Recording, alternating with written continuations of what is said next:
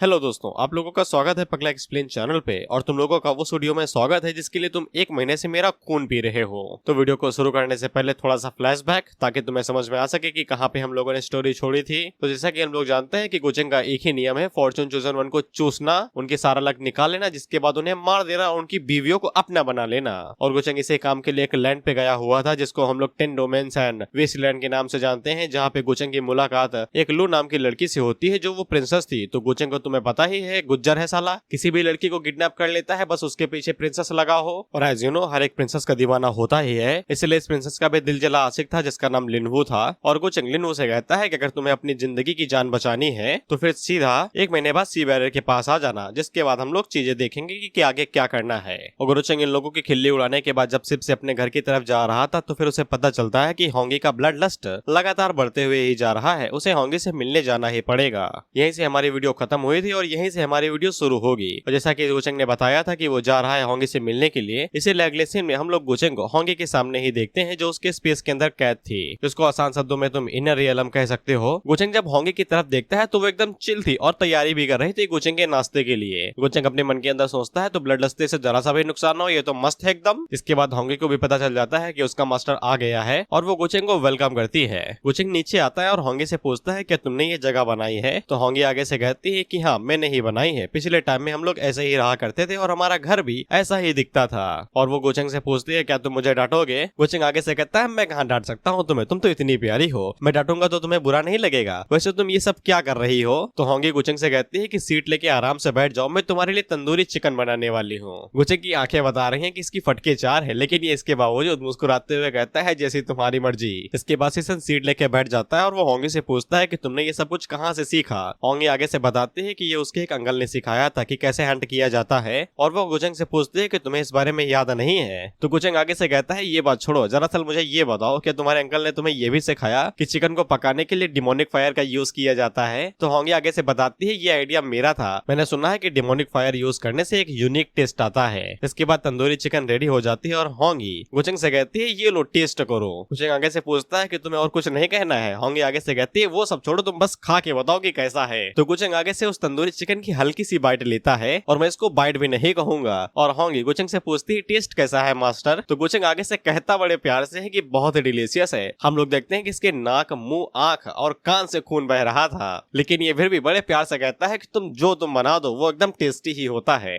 होंगी इसकी तरफ सीरियस होकर देखती है तो ये अभी भी मुस्कुरा रहा था। और अगर तुम्हें अभी भी यहाँ पे कुछ समझ में नहीं आया है तो होंगी ने जानबूझ के गोचेंग को जहरीली चिकन खिलाई है, वो भी डिमोनिक फायर में पका के जो जहरीली होती है, लेकिन ये फिर भी बड़े प्यार से खा रहा है और मुस्कुरा रहा है। इससे मुझे एक कमेंट याद आता है जो तुम में से ही किसी एक ने किया था कि लड़की ने बनाया है तो जहर ही तो होगा। खैर होंगी गोचेंग से कहती है कि तुम्हें पता था ना कि इसके अंदर जहर है? स्मैश। गोचेंग आगे से कहता है मैं तो बस हैरान हो गया ये देख के कि तुम्हारे पास इतनी ज्यादा पावर है, लेकिन इसके बावजूद तुमने बस एक पॉइजन का इस्तेमाल किया मुझे मारने के लिए। होंगी पूछती है जब तुम्हें पता था कि इसमें जहर है तो फिर खाया क्यों? गोचेंग बड़े प्यार से कहता है कि अगर तुम चाहो कि मैं ये खाऊं तो फिर मैं खाऊंगा ही ना, मैं कैसे तुम्हारी मेहनत को जाया जाने दे सकता हूँ? टिपिकल निब्बा वाली बात। इसके बाद होंगी अपनी असली रंग दिखाते हुए गोचेंग से पूछती है दर्द हुआ? इसके बाद होंगी इंग्रेडिएंट्स के बारे में बताती है कि उसने पानी डीमन ट्रांसफॉर्मिंग वाटर यूज किया है जो कि ड्यूमन ब्यूरिंग अबायस की एकदम गहराई से आता है। भले गोचेंग के पास इस दुनिया की पूरी ताकत क्यों ना हो, लेकिन इसके बावजूद अगर गोचेंग को वो वाला पॉइजन दिया गया तो फिर उसे बहुत ज्यादा दर्द होगा। गोचेंग आगे से कहता है इसीलिए साला इतना ज्यादा दर्द हो रहा है, पॉइजन में दम तो था यार, अगली बार किसी एनिमे के ऊपर इस्तेमाल करूंगा, बड़े सालों बाद ऐसा दर्द महसूस हुआ है। होंगी उसे कहती है दर्द हुआ ना, अब तुम्हें समझ में आ रहा है कि दर्द कैसा फील होता है। इसके बाद वो अपने पास से तलवार बाहर निकालती है और गोचेंग से कहती है कि ये दर्द तो उस दर्द के सामने कुछ भी नहीं है जो मैंने इतने सालों में सहा है। गोचेंग आगे से साफ खड़ा हो जाता है ये कहते हुए कि लो खड़ा हूँ, मार दो मुझे,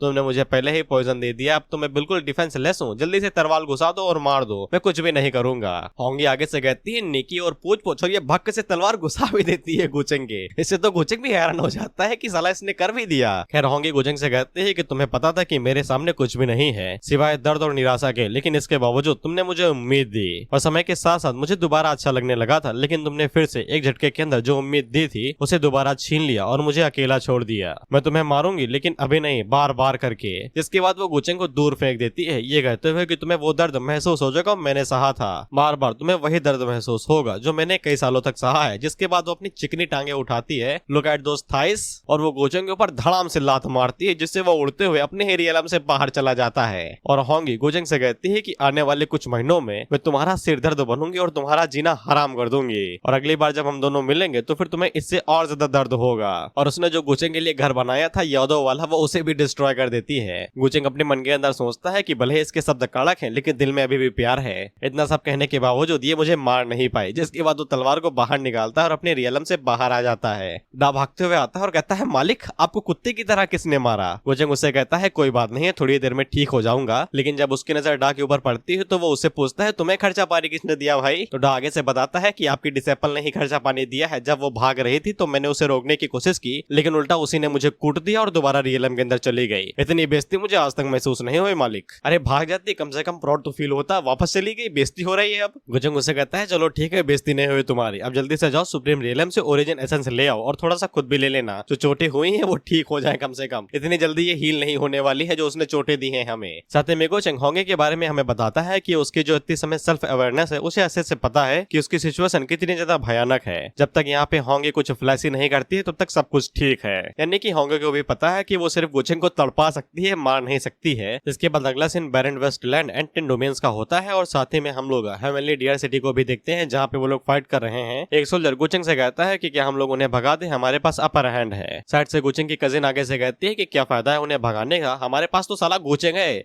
ये खुद ही 1-1 आर्मी अकेले उन्हें मार देगा, भगाने की क्या जरूरत है। गोचेंग आगे से बताता है कि उन लोगों को बहुत ज्यादा नुकसान हुआ है उनके साथ फाइट करने से, क्योंकि हेवनली डियर सिटी और साथ ही में वर्ल्ड अबायस और साथ ही में नाउन बैंडन एक साथ काम कर रहे हैं। इसीलिए इन लोगों की आर्मी के कई सारे लोग मारे जा चुके हैं। अगर ये लोग यहाँ पे जल्दबाजी करते हैं तो फिर ये लोग कैजुअलिटी यानी कि मौतों को और ज्यादा बढ़ाएंगे। वो सोल्जर गोचेंग से पूछता है तो फिर हम लोग आगे क्या करें। तो गोचेंग आगे से कहता है कुछ करने की जरूरत नहीं है, अगर हम लोग उन्हें ऐसे नहीं हरा सकते हैं तो फिर हम उन्हें अंदर से हरा देंगे। इसके बाद हम लोग प्रिंसेस लू को देखते हैं जो गोचेंग से कह रही थी मार दो मुझे बस। गोचेंग उससे कहता है वो निब्बा लिन वो तुम्हारा लवर है ना, ऐसा लगता है कि उसे तुमसे बहुत ज्यादा लगाव है। अच्छा मुझे बताओ क्या वो तुम्हें बचाने के लिए आएगा। लू आगे से कहती है ऑफ कोर्स आएगा यार, निब्बा जो है, लेकिन मैं नहीं चाहती कि वो बचाने के लिए आए। अगर तुमने मेरी कल्टीवेशन यहाँ पे सील ना की होती तो अब तक मैं खुद की ही जान ले चुकी होती। इसके बाद गोचेंग लू को और हमें दोनों को बताता है कि जो बैरन वेस्टलैंड एंड 10 डोमेन्स है और साथ में हेवनली डियर सिटी, ये सभी एक फॉर्मेशन के ऊपर रिलाय करते हैं जिसका नाम है हार्ट ऑफ द फॉर्मेशन, जिसको हेवनली डियर सिटी के सिटी लॉर्ड ने जनरेशन से बनाए रखा हुआ है। और उस फॉर्मेशन को तोड़ने के लिए इन लोगों को हेवनली डियर सिटी की फॉर्मेशन की जगह पे जाना पड़ेगा। इसीलिए गोचेंग यहाँ पे लू से कहता है कि अगर तुम्हारा आशिक मेरे लिए उस फॉर्मेशन का दरवाजा खोल देता है तो फिर मैं उसकी और तुम्हारी दोनों की ही जान बख्श दूंगा।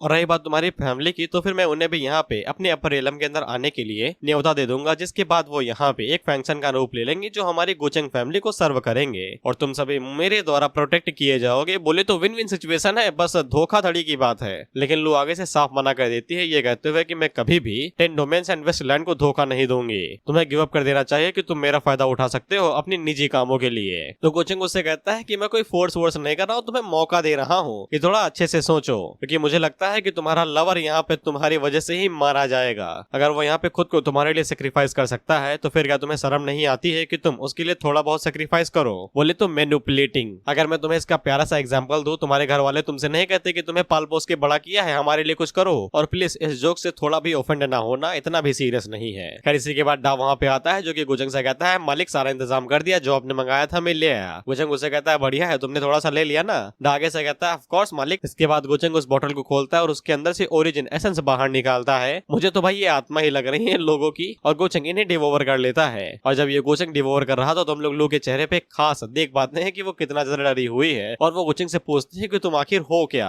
इस पे गोचेंग आगे से मुस्कुराते हुए कहता है कि ये तो कुछ भी नहीं है, ये बस मेरी छोटी सी इमेज है जो मैं तुम्हें दिखा रहा हूँ कि मैं कितने जल्दी खुद को रिकवर कर सकता हूँ। जिसके बाद हम लोग लिनवो को देखते हैं जो हेवनली डियर सिटी के बीच में चल रहा था और सभी लोग उसी के बारे में बात कर रहे थे कि यही है ना हमारा गद्दार जिसने हमारा इमॉर्टल ट्रेजर अपनी लवर को बचाने के लिए गोचेंग के हाथों में दे दिया। इसने आगे के बारे में सोचा ही नहीं, सिर्फ अपनी लवर तक ही सोचा कि अगर वो इमॉर्टल ट्रेजर गोचेंग के हाथों में लग जाता है तो हमारी ओर से कितने ज्यादा लोग मरेंगे। वह फिर लोगों को बहुत ज्यादा बुरा लग रहा था। उसे लगा था कि वो ट्रेजर देख के अपनी लवर को बचा सकता है, लेकिन उसे ठंडन गोपाल मिला। अब उसी टाइम पे लिनवो के लिए आसपास की जगह रुक जाती है क्योंकि वो एक स्पिरिचुअल रियलम के अंदर आ गया था। अब उसके सामने एक लड़की आती है जो कि उसे कहती है तुम्हारा नाम ही लिनवो है ना। लिनवो उसे कहता है तुम्हें क्या मुझसे चाहिए। तो वो लड़की आगे से बताती है कि मैं हेवनली डियर मेडन हूँ। लिनवो आगे से कहता है हेवनली डियर मेडन, तुम वही डिवाइन मेडन हो ना जिसके बारे में हर कोई बात करता है, जो हमारी हेवनली डियर सिटी को प्रोटेक्ट करता है। जिसपे हेवनली डियर मेडन आगे से कहती है हाँ मैं वही हूँ और मैं तुम्हारी मदद कर सकती हूँ तुम्हारी लवर को बचाने बताने में। लिनवो ये वाली बात जान के काफी ज्यादा शौक हो जाता है और मन के अंदर सोचता है कि हेवनली डियर मेडन बहुत ज्यादा पावरफुल है और उन्हें एक ट्रू इमॉर्टल रियलम का कल्टिवेटर समझा जाता है। और लिनवो काफी ज्यादा खुश हो जाता है अगर ये मेरी मदद करेगी तो फिर मेरी जिंदगी मेरे पास वापस आ जाएगी। हेवनली डियर मेडन लिनवो से कहती है कि मेरा मकसद हमेशा से ही 8 बैरन वेस्टलैंड एंड 10 डोमेन्स को बचाना था, चाहे मेरी जिंदगी ही न चली जाए। लेकिन मैं तुम्हारी मदद कर सकती हूँ, लेकिन तुम्हें मुझसे एक वादा करना पड़ेगा, तुम कभी भी मेरे प्रेजेंस और मेरी लोकेशन के बारे में किसी को भी नहीं बताओगे। लिनवो इस चीज के लिए मान जाता है और वो पूछता है कि मुझे क्या करना पड़ेगा। हेवनली डियर मेडन लिनवो से कहती है कि 3 दिनों के अंदर तुम्हें कुछ हेल्पर्स को ढूंढना है और तुम्हें वही करना है जो गोचन ने तुमसे कहा था। मैं भी तुम्हारे साथ ही आऊंगी और तुम्हारी मदद करूंगी। लिनवो इससे खुश हो जाता है और वो मन के अंदर सोचता है कि वो सक्सेसफुली यहाँ पे लू को बचा सकता है। वहीं पे इसकी ये बातें बाहर वाले लोग सुन रहे थे क्योंकि हेवनली डियर मेडन जा चुकी थी और बाहर वाले इसे पागल समझ रहे थे, ये कहते हुए कि लवर के चक्कर में यह बौखला गया है, लगता है पत्थर से मारना पड़ेगा दीवाने को। लेकिन लिनवो की उम्मीदें कुछ ज्यादा ही बढ़ जाती हैं। इसे ऐसा लगता है कि ये हेवनली डियर मेडन की मदद से अब गोचन को मार भी सकता है और ये हीरो बन जाएगा पूरी सिटी के अंदर। ये कुछ ज्यादा हो गया वैसे। इसके बाद हम लोग हेवनली डियर मेडन को देखते हैं जो अपने कमरे के पास आ जाती है। तो फिर इनके सर्वेंट इनसे पूछती है क्या तुम सच में वहाँ पे जाने वाली हो बाउंड्री सी के पास उस लड़की की मदद करने के लिए ताकि वो अपनी लवर को बचा सके। जिसमें मेडन आगे से कहती है कि यही मेरी किस्मत है, तुम्हें ज्यादा मेरे लिए साइड होने की जरूरत नहीं है।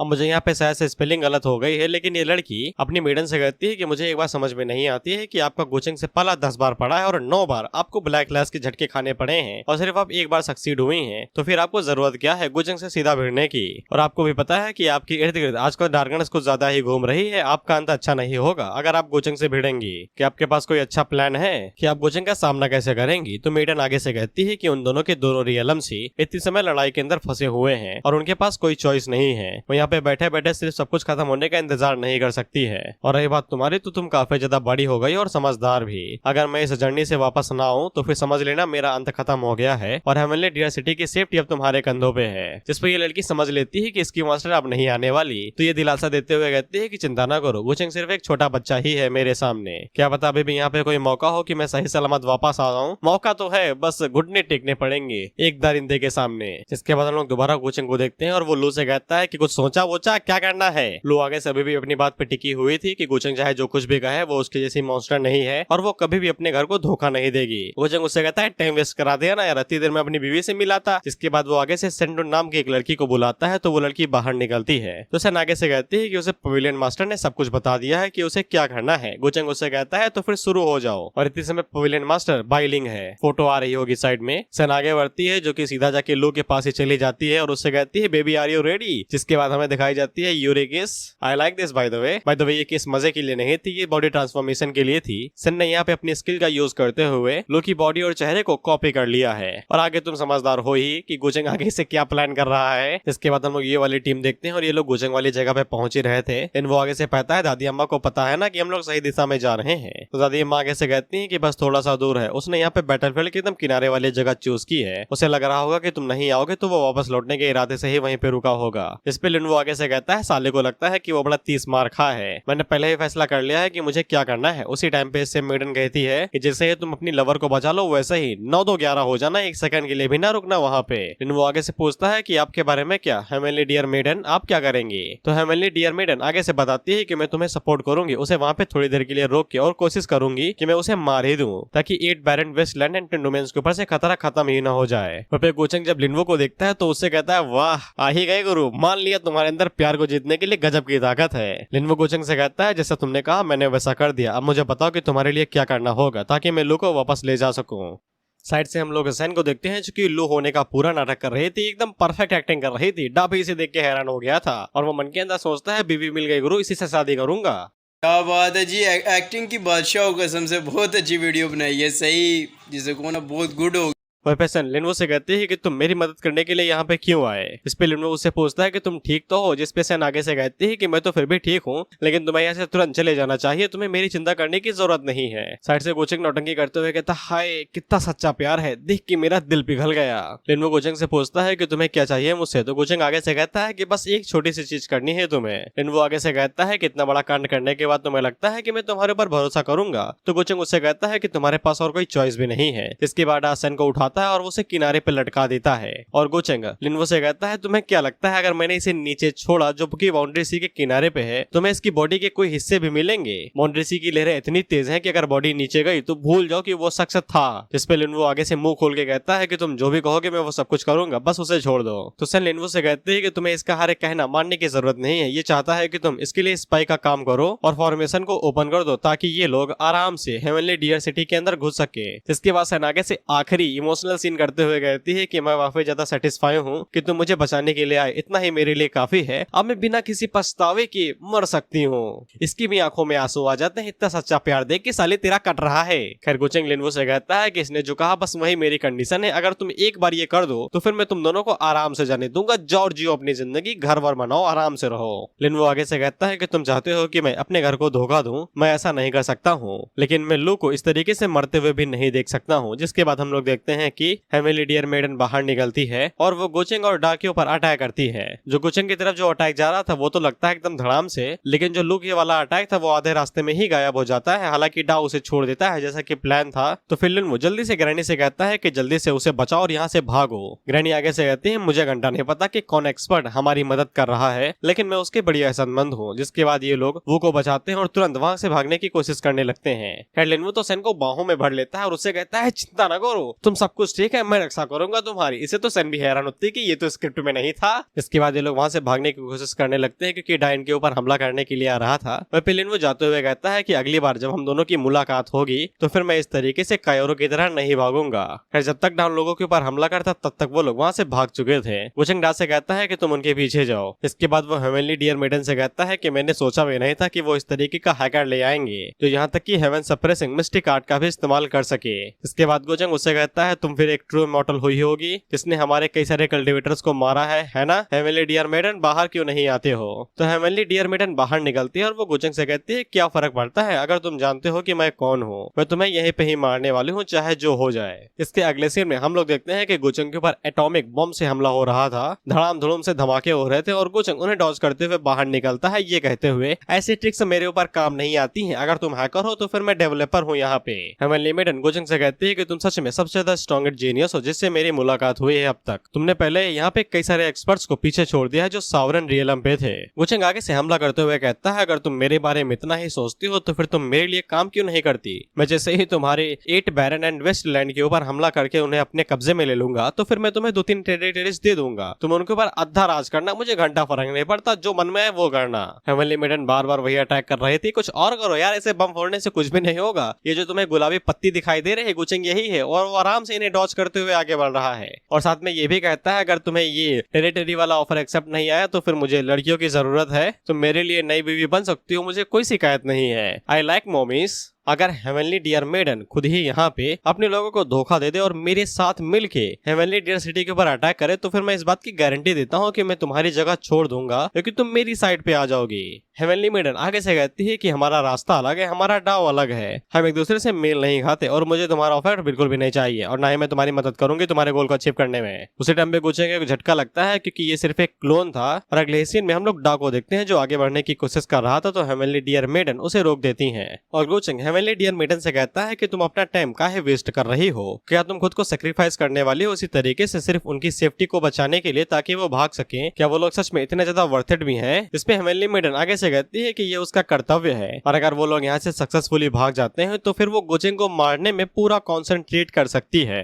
गोचेंग आगे से कहता है कॉन्सेंट्रेट, वो भी मुझे मारने में? चलो कोई बात नहीं है, वैसे भी काफी ज्यादा टाइम हो गया है, मैंने जब से कॉसी सॉवरन रियलम के ऊपर कदम रखा है मैंने बिल्कुल भी सीरियस होकर फाइट नहीं की है। इसके बाद गोचेंग डा से कहता है भाग लो यहाँ से, इससे पहले कि तुम्हारी पतलून गीली हो जाए। तो डा तुरंत वहाँ से भाग लेता है। हेवनली मेडन उसके ऊपर अपनी शॉट से अटैक करने की कोशिश करती है लेकिन गोचेंग वहाँ पे अपनी पावर को रिलीज करते हुए उनकी शॉट को ही पकड़ लेता है, वो भी 2 उंगलियों से। इसके बाद वो अपना असली नेचर दिखाते हुए कहता है चलो देखता हूँ मैं तुम्हें पूरा निकल पाता हूँ या नहीं। वहाँ पे हेवनली डियर मेडन को जैसे ही डिमोनिक ऑरा महसूस होता है तो वो आगे से कहती है ना, ये सच नहीं हो सकता है। दरअसल गोचेंग ने वहाँ पे 10,000 डिमोनिक ट्रांसफॉर्मेशन डोमेन को ओपन कर दिया था। हेवनली डियर मेडन ही हम लोगों लोगों को इसके बारे में आगे बताती हैं। ऐसा कहा जाता है कि 10,000 डेमोनिक ट्रांसफॉर्मेशन डोमेन इस रियलम की 9 ग्रेट मिस्ट्रीज में से एक है। जो कोई भी जिंदा चीज इसके अंदर जाती है तो वो अपने आप को भूल जाती है, बेसिकली भंड हो जाती है। डियर मेडन आगे से कहती है कि उसे हमेशा से ऐसा ही लगा था कि 10,000 डेमोनिक ट्रांसफॉर्मेशन डोमेन सिर्फ एक छोटा सा लेजेंडरी सब स्पेस यानी कि छोटा सा रियलम होगा,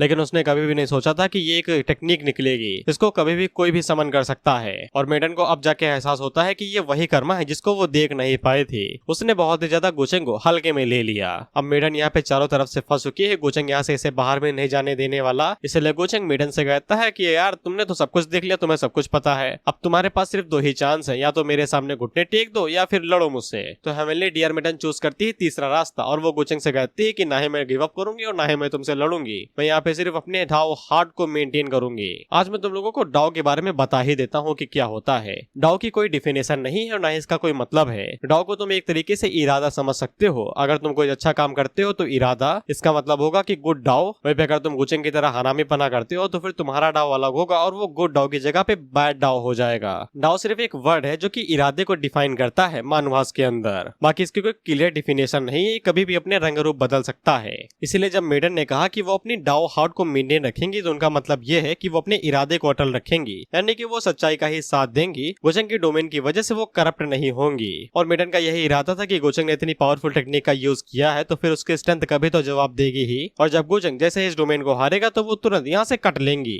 हालांकि गुचेंग यहाँ पे मेडन को डिमोटिवेट करते हुए कहता है कि मेरी आंखों के सामने तुम्हारा ये रेजिस्टेंस बिल्कुल मीनिंगलेस है और यूजलेस है साला। मेडन आगे से कोई जवाब नहीं देती, उसे पढ़ना ही नहीं इन सब बातों में। गुचेंग आगे से कहता है यार बात तो करो यार, इतना टाइम लगा रहे हो, बात तो करो। वैसे मैं तुम्हें बता दूं कि तुमने जिस लड़की को बचाने के लिए सारा कांड किया है ना, तुम्हें सच में लगता है कि वो एक लड़की है? मेरे ख्याल से वो एक जहरीली सांप है, सांप नागिन, जो कभी भी उन्हें डस सकती है। और उस नागिन को मैंने ही दूध पिलाया है और वो किसी का भी रंग रूप ले सकती है। डियर मेडन आगे से कहती है ना कह दो कि ये झूठ है, मुझे यकीन नहीं है इसके ऊपर। गुचेंग आगे से कहता है कि जितना मैंने तुम्हारे बारे में सुना है तुम तो एकदम वेल ट्रेंड हो यार डिविनेशन और फोर्सिंग के मामले में। क्या तुम्हें एक हल्का सा इल्यूजन नहीं दिख रहा है उस नागिन और लड़की के बीच में? अरे कम से कम फ्यूचर ही देख लो, तुम्हें पता चल जाएगा कि आगे क्या कांड होने वाला है, वो नागिन उन्हें कैसे डसेगी। इसके बाद गुचेंग मेडन के सामने जाता है और उससे कहता है कि मेरी आंखों में दोबारा कहता हूँ तुम्हारे इस रजिस्टिंग का कोई फायदा नहीं है। मैं जैसे ही सिटी के अंदर एंटर होऊंगा सब कुछ तबाह हो जाएगा। इसलिए दोबारा पूछता हूँ क्या तुम सच में अभी भी मुझसे लड़ना जारी रखना चाहती हो? वहीं लोग मेडन के ऊपर देखते हैं तो थोड़े थोड़े से डार्क पिंपल आने लगे थे जिनको मैं गुचेंग पिंपल कहना पसंद करूंगा। बेसिकली ये साइन है कि धीरे धीरे करके मेडन की बॉडी के अंदर डिमोनिक एनर्जी जा रही है और वो उसके डाओ हार्ट को करप्ट कर रही है। मोदी जी की भाषा में भ्रष्टाचार, जिसमें मेडन अपनी आंखें खोलती है और वो गुचेंग से कहती है कि तुम सही ही हो। अब यहाँ पे सिर्फ एक ही रास्ता बचता है कि हेवनली डियर सिटी सरेंडर कर दे ताकि वो कैजुअलिटीज को कम कर सके। और फिर गुचेंग अपने मन के अंदर सोचता है कि इसका डाओ हार्ट इतनी जल्दी करप्ट हो गया डिमोनिक एनर्जी की वजह से, मुझे नहीं लगता। तो फिर गुचेंग आगे से डियर मेडन को कंट्रोल करने की कोशिश करता है तो फिर वो कंट्रोल नहीं कर पाता और उसे समझ में आ जाता है कि वो एक ट्रू इमॉर्टल रियलम के एक्सपर्ट्स को इतनी आसानी के साथ कंट्रोल नहीं कर सकता है। अब मैं यहाँ पे तुम्हें बता देता हूँ कि डियर मेडन ने 50-50 किया है, यानी कि वो गुचेंग का साथ भी देगी और नहीं भी देगी। ये तुम्हें 2-3 चैप्टर में पता चल जाएगा मैंने ऐसा क्यों कहा। खैर अभी के लिए डियर मेडन गुचेंग से कहती है कि मैं तुम्हारे लिए यहाँ पे बैरियर को हटा सकती हूँ। गुचेंग आगे से कहता है कि तुमने जिस कदर अपना रंग बदला है मुझे शक हो रहा है कि तुम सच में मेरी मदद करना चाहती हो। मैं विश्वास कैसे करूँ, सबूत दो पहले। तो डियर मेडन आगे से कहती है कि कैसे प्रूव करूँ तुम ही बताओ। गुचेंग आगे से कहता है कि ये तो अब इस बात के ऊपर डिपेंड करेगा कि तुम परफॉर्म कैसा करती हो जो मैं तुम्हें टास्क देने वाला हूँ। अब इधर हम लोग सॉरी नागिन को देखते हैं जिसने डस लिया था, वो भी अपने लवर को सीधा हांसी घुसा दिया था उसके पेट के अंदर। दादी अम्मा अपनी प्रिंसेस से पूछती है कि तुम्हें क्या हो गया, तो लिनवे को समझ में आ जाता है कि ये उसकी दिलरुबा नहीं है, ये नागिन है नागिन। इस पे से नागे से अपना रंग रूप बदलते हुए कहती है कि मुझसे कहा गया था कि मैं सीधा सिटी के अंदर एंटर होने के बाद ही अपनी कारस्तानी शुरू करूं, लेकिन ऐसा लगता है कि किसी ने यहाँ पे कांड कर दिया है, तो फिर मुझे अब तुम लोगों को यहीं से सब कुछ रंग दिखाने पड़ेंगे। इसके बाद वो यहाँ से खिसकने की कोशिश कर ही रहे थे कि उसी टाइम पे एक एल्डर उसके ऊपर अटैक करता है। तो हम लोग देखते हैं कि डाव वहाँ पे एंट्री मारता है जो कि एक झटके के अंदर ही उस एल्डर को मारता है और साथ ही में अपनी होने वाली बीवी को बचा लेता है। वह पे डाउन लोगों से कहता है कि अब तुम्हें से कोई भी जगह को छोड़ के नहीं जाएगा। वह पे लिनवो को सबको समझ में आ जाता है कि उन्हें चूरन दिया गया है, वो भी खट्टा मीठा वाला। ये लोग जिसको लू समझ रहे थे वो बस एक हमशक्ल थी। जिसके बाद वो डा से कहता है मुझे लगता है कि तुम्हें अपने मास्टर का लाश कलेक्ट करने के लिए जाना चाहिए, अब तक तो वो मारा जा चुका होगा। अब दादी अम्मा को समझ में आ जाता है कि जो इनकी मदद कर रहा था वो असल में हेवनली डियर मेडन थी। लिनवो आगे से कहता है कि हाँ वो वही थी, उन्होंने मुझे मना किया था कि मैं किसी को इसके बारे में ना बताऊं। इस पे दादी अम्मा को लगता है कि हेवनली डियर मेडन अब गुचेंग को कुचल ही देगी, कुत्ते की तरह मारेगी उसे। लिनवो आगे से पूछता है कि तुम्हें इस बात के ऊपर यकीन कितना है। वहीं पे हम लोग पीछे से गुचेंग को देखते हैं जो जो चलते हुए आ रहा था और इन्हें अंदाजा नहीं है कि मॉडर्न के बगल में ही खड़ी है, लेकिन इसके बावजूद ये गोचेंग की बेइज्जती पे बेइज्जती करे जा रहे थे। दादी अम्मा आगे से कहती है, मुझे पक्का यकीन है कि हेवनली डियर मेडन गोचेंग को कुत्ते की तरह मारेगी। पहले वो उसको जिंदा पकड़ेगी, जिसके बाद सरिये घुसे के तड़पा तड़पा के मारेगी। आखिरकार वो हमारी सिटी की गार्डियन है और कई सालों से हमें जिंदा रखे हुई है। हालांकि इन दोनों की ही नजर गोचेंग के ऊपर पड़ती है और साथ ही में डियर मेडन के ऊपर भी, तो ये दोनों की ही बोलती बंद हो जाती है और गोचेंग उन दोनों की तरफ देखते हुए कहता है कि ये लोग हैं तुम्हारी वफादारी के सबूत। डियर मेडन आगे से कहती है, ना मुझे इनकी जिंदगी की कोई चिंता ना है, मार दो इन्हें, घंटा फर्क नहीं पड़ता। वैसे भी वेस्ट डोमेन के अंदर जितने लोग हैं उनकी जिंदगी के सामने इनकी तो कोई औकात नहीं है। तो लिनवो डियर मेडन से पूछता है कि तुम इस कमीने के साथ में क्या कर रही हो। फिर गोचेंग डियर मेडन से दोबारा पूछता है, मैं दोबारा पूछता हूँ, इन दोनों की जिंदगी का तुम्हारे साथ कोई लेना देना नहीं है ना। डियर मेडन आगे से कहती है, ऑफ कोर्स इनसे मेरा कोई लेना देना नहीं है। जब तक तुम यहाँ पे 8 वेस्टलैंड एंड 10 डोमेन्स की जिंदगी की दाद देते हो कि उन्हें तुम कुछ भी नहीं करोगे, तो फिर इन्हें मार दो, मुझे घंटा फर्क नहीं पड़ता। इस पे ये दोनों बहुत ही ज्यादा हैरान हो जाते हैं। वहीं पे दादी अम्मा को समझ में आ जाता है कि डियर मेडन के साथ कुछ तो हुआ है और उनका ऑरा बदला हुआ है। खैर इसके बाद हम लोग देखते हैं कि लिनवो फैसला करता है कि वो अपने मरते दम तक लड़ेगा और वो गोचेंग के साथ फाइट करने के लिए आगे बढ़ ही रहा था कि पैनल शिफ्ट हो जाता है और हम लोग अगले ही सीन में लिनवो को कुत्ते की तरह पीटा हुआ जेल के अंदर देखते हैं और इसे उसी जेल के अंदर डाला गया था जहाँ पे लू थी। ऑथर ने इसे डैम सीट नहीं दिया एक भी बार। ऑथर ने कहा इसकी फाइट वैसे भी किसी काम की नहीं, स्किप करो। खैर इसका दर्द एक झटके के अंदर गायब हो जाता है क्योंकि प्यार का मलहम जो लग गया था और ये लू को देख के काफी ज्यादा खुश हो जाता है। ये कहते हुए कि गोचेंग ने तुम्हारे साथ कुछ किया तो नहीं। इसके बाद ये लू से चिपक चिपक के रोने लगता है, साले फायदा उठा रहा है मजबूरी का। और ये रोते रोते वो सभी चीजों के बारे में बताता है जो गोचेंग ने अभी इनके साथ किया और आखिर में कहता है कि मुझे इस बात की खुशी है कि हम सभी लोग अब एक साथ हैं और हम लोग एक साथ मिलकर कुछ ना कुछ तो कर ही लेंगे और गोचेंग को हरा देंगे। लेकिन लू ने अब इरादा बदल लिया था। उसे समझ में आ चुका था कि गोचेंग इनकी चटनी बना देगा और पाव के ऊपर लगा के खा भी जाएगा। इसलिए लिनवो को समझाती है कि ये लड़ाई दंगा छोड़ो, हमें सरेंडर कर देना चाहिए तो हम लोग भले बच जाएंगे। और साथ में ये लिनवो को हील भी कर रहे थे अपनी मैजिक पावर का यूज करते हुए। आई डोंट नो हाउ गोचेंग ने तो इसके कल्टीवेशन सील कर दी थी, क्या पता खोल ही दो, बेचारे भाग के जाएंगे भी कहाँ, शिप के ऊपर जो उड़ रहे हैं। लिनवो इससे पूछता है कि ये तुम क्या कर रही हो, धोखेबाजी, ये सब हमारे खून में नहीं है, गद्दारी वद्दारी। इस पे लिनवो से कहती है कि हम लोग कभी भी गोचेंग के खिलाफ जीत नहीं सकते हैं और हेवनली डियर सिटी आज नहीं तो कल गोचेंग के चलते तबाही हो जाएगी। एक समझदार इंसान को अपनी पोजीशन के बारे में पता होना चाहिए और अपने हालातों को समझ के सही फैसला करना चाहिए, यानी कि सर झुका लेना चाहिए। जिसपे अब लिनवो लू को समझाता है कि तुम्हें सच में ऐसा लगता है कि हम लोगों को धोखा देना चाहिए, कहीं गोचेंग ने तुम्हें डराया धमकाया तो नहीं। तो लू आगे से साफ बताती है कि उसकी बुद्धि खुल गई है, तीसरी आंख खुल गई है उसकी। उसे समझ में आ गया है कि वो लोग गोचेंग से जीत नहीं सकते हैं, चाहे वो लोग जो भी कर लें। और क्या लिनवो को सच में लगता है कि कोई डियर सिटी से आएगा उसकी मदद करने के लिए, यहाँ पे उसे बचाने के लिए। इतने समय 10 डोमेन और वेस्टलैंड के ऊपर अपर येलम की आर्मी लगातार हमले करते हुए जा रही है और वो सभी यहाँ पे गोचेंग का कहना मानते हैं। गोचेंग के कहने पे वो सभी आगे बढ़ रहे हैं। अगर वो लोग यहाँ पे गोचेंग का कहना मानते हैं तो गोचेंग की फैमिली यहाँ पे उन्हें प्रोटेक्शन देगी और इन लोगों के पास और कोई चॉइस बचती ही तो नहीं है। अगर ये लोग गोचेंग के खिलाफ जाते हैं तो मारे ही जाएंगे। इस पे लिनवो उन सभी लोगों की बातें याद करता है जो उसे ताना दे रहे थे। इसने गोचेंग को अपना इमोर्टल स्लेइंग गार्ड दे दिया जो कि हमारा इमोर्टल ट्रेजर एक आर्टिफैक्ट था, सिर्फ अपनी लवर को बचाने के लिए। लो दोबारा लिनवो को समझाती है कि तुम्हारे और गोचेंग के बीच में सिर्फ 1 साल का फासला है, लेकिन इसके बावजूद तो तुमसे कई रियलम आगे हो और तुम अभी तक यहाँ पे सेक्रेड रियलम के अंदर फंसे हुए हो। गोचेंग के साथ फाइट करना दीवार पे सर पीटने के बराबर है। इस पे लिनवो आगे से कहता है, जो हुकुम मेम साहिबा, आपने जो कुछ भी कहा मुझे सब समझ में आ गया, बस एक शब्द ना बोलना आप। इसके अगले सीन में हम लोग देखते हैं कि गोचेंग के पास लिनवो आता है। गोचेंग उससे कहता है, मैंने सुना कि तुम मुझसे कुछ बात करना चाहते हो। तो लिनवो आगे से कहता है, मुझे बात करनी है लेकिन अकेले में। तो गोचेंग अपना हाथ उठाता है और वहां से तुरंत निकल लेता है और गोचेंग लिनवो से कहता है, बोलो भाई तुम्हें क्या चाहिए। तो लिनवो को अभी भी समझ में नहीं आया था कि उसकी औकात क्या है और वो पोजीशन पे कौन सी है वो। और ये गोचेंग से ताओ से पूछता है कि तुमने असल में लू के साथ क्या किया है, वो इतना ज्यादा घबराई हुई क्यों है। तो गोचेंग उससे कहता है, लवर से मिलने के बाद तुम्हारे हार्मोन्स बढ़ गए हैं क्या, या फिर नशे में हो तुम, तुम्हें एहसास भी है तुम्हारे हालात कैसे हैं, तुम्हारी हिम्मत कैसे है मुझे इस तरीके से ताव देने की और इस तरीके से सवाल पूछने की। इसके बाद गोचेंग अपने प्रेशर को लिनवो के ऊपर रिलीज करता है तो ये अपने घुटनों तले बैठे जाता है और गोचेंग इसे पूछता है कि तुम्हें बस इतना ही कहना था। तो लिनवो आगे से कहता है, नहीं, मैं यहाँ पे ये पूछने के लिए आया था कि मैं क्या कर सकता हूँ तुम्हारे लिए जिससे तुम हम लोगों को ऐसे ही जाने दो। गोचेंग आगे से कहता है, जब तक तुम मेरा कहना मानते हो और बड़े प्यार से हेवनली डियर सिटी की फॉर्मेशन अरे का जो कोर है उसे डिस्ट्रॉय कर देते हो और मेरी फैमिली के सामने सरेंडर कर देते हो तो फिर तुम एक लंबी और बड़ी खुशहाल जिंदगी जियोगे। लेकिन लिनवो आगे से बताता है कि कोर ऑफ अरे फॉर्मेशन को डिस्ट्रॉय करना इतना ज्यादा इजी नहीं है क्योंकि वो कोर लाइफ और डेथ टोम के नीचे है जो कि हेवनली डियर सिटी के नीचे है और उन लोगों के करंट स्टेटस के चलते वो लोग उसके अंदर क्या उसके पास भी नहीं भटक सकते हैं। गोचेंग उससे कहता है कि यार ये तुम्हारी प्रॉब्लम है लेकिन मुझे तुम्हारी एबिलिटीज के ऊपर यकीन है कि तुम कोई ना कोई तरीका ढूंढ ही लोगे।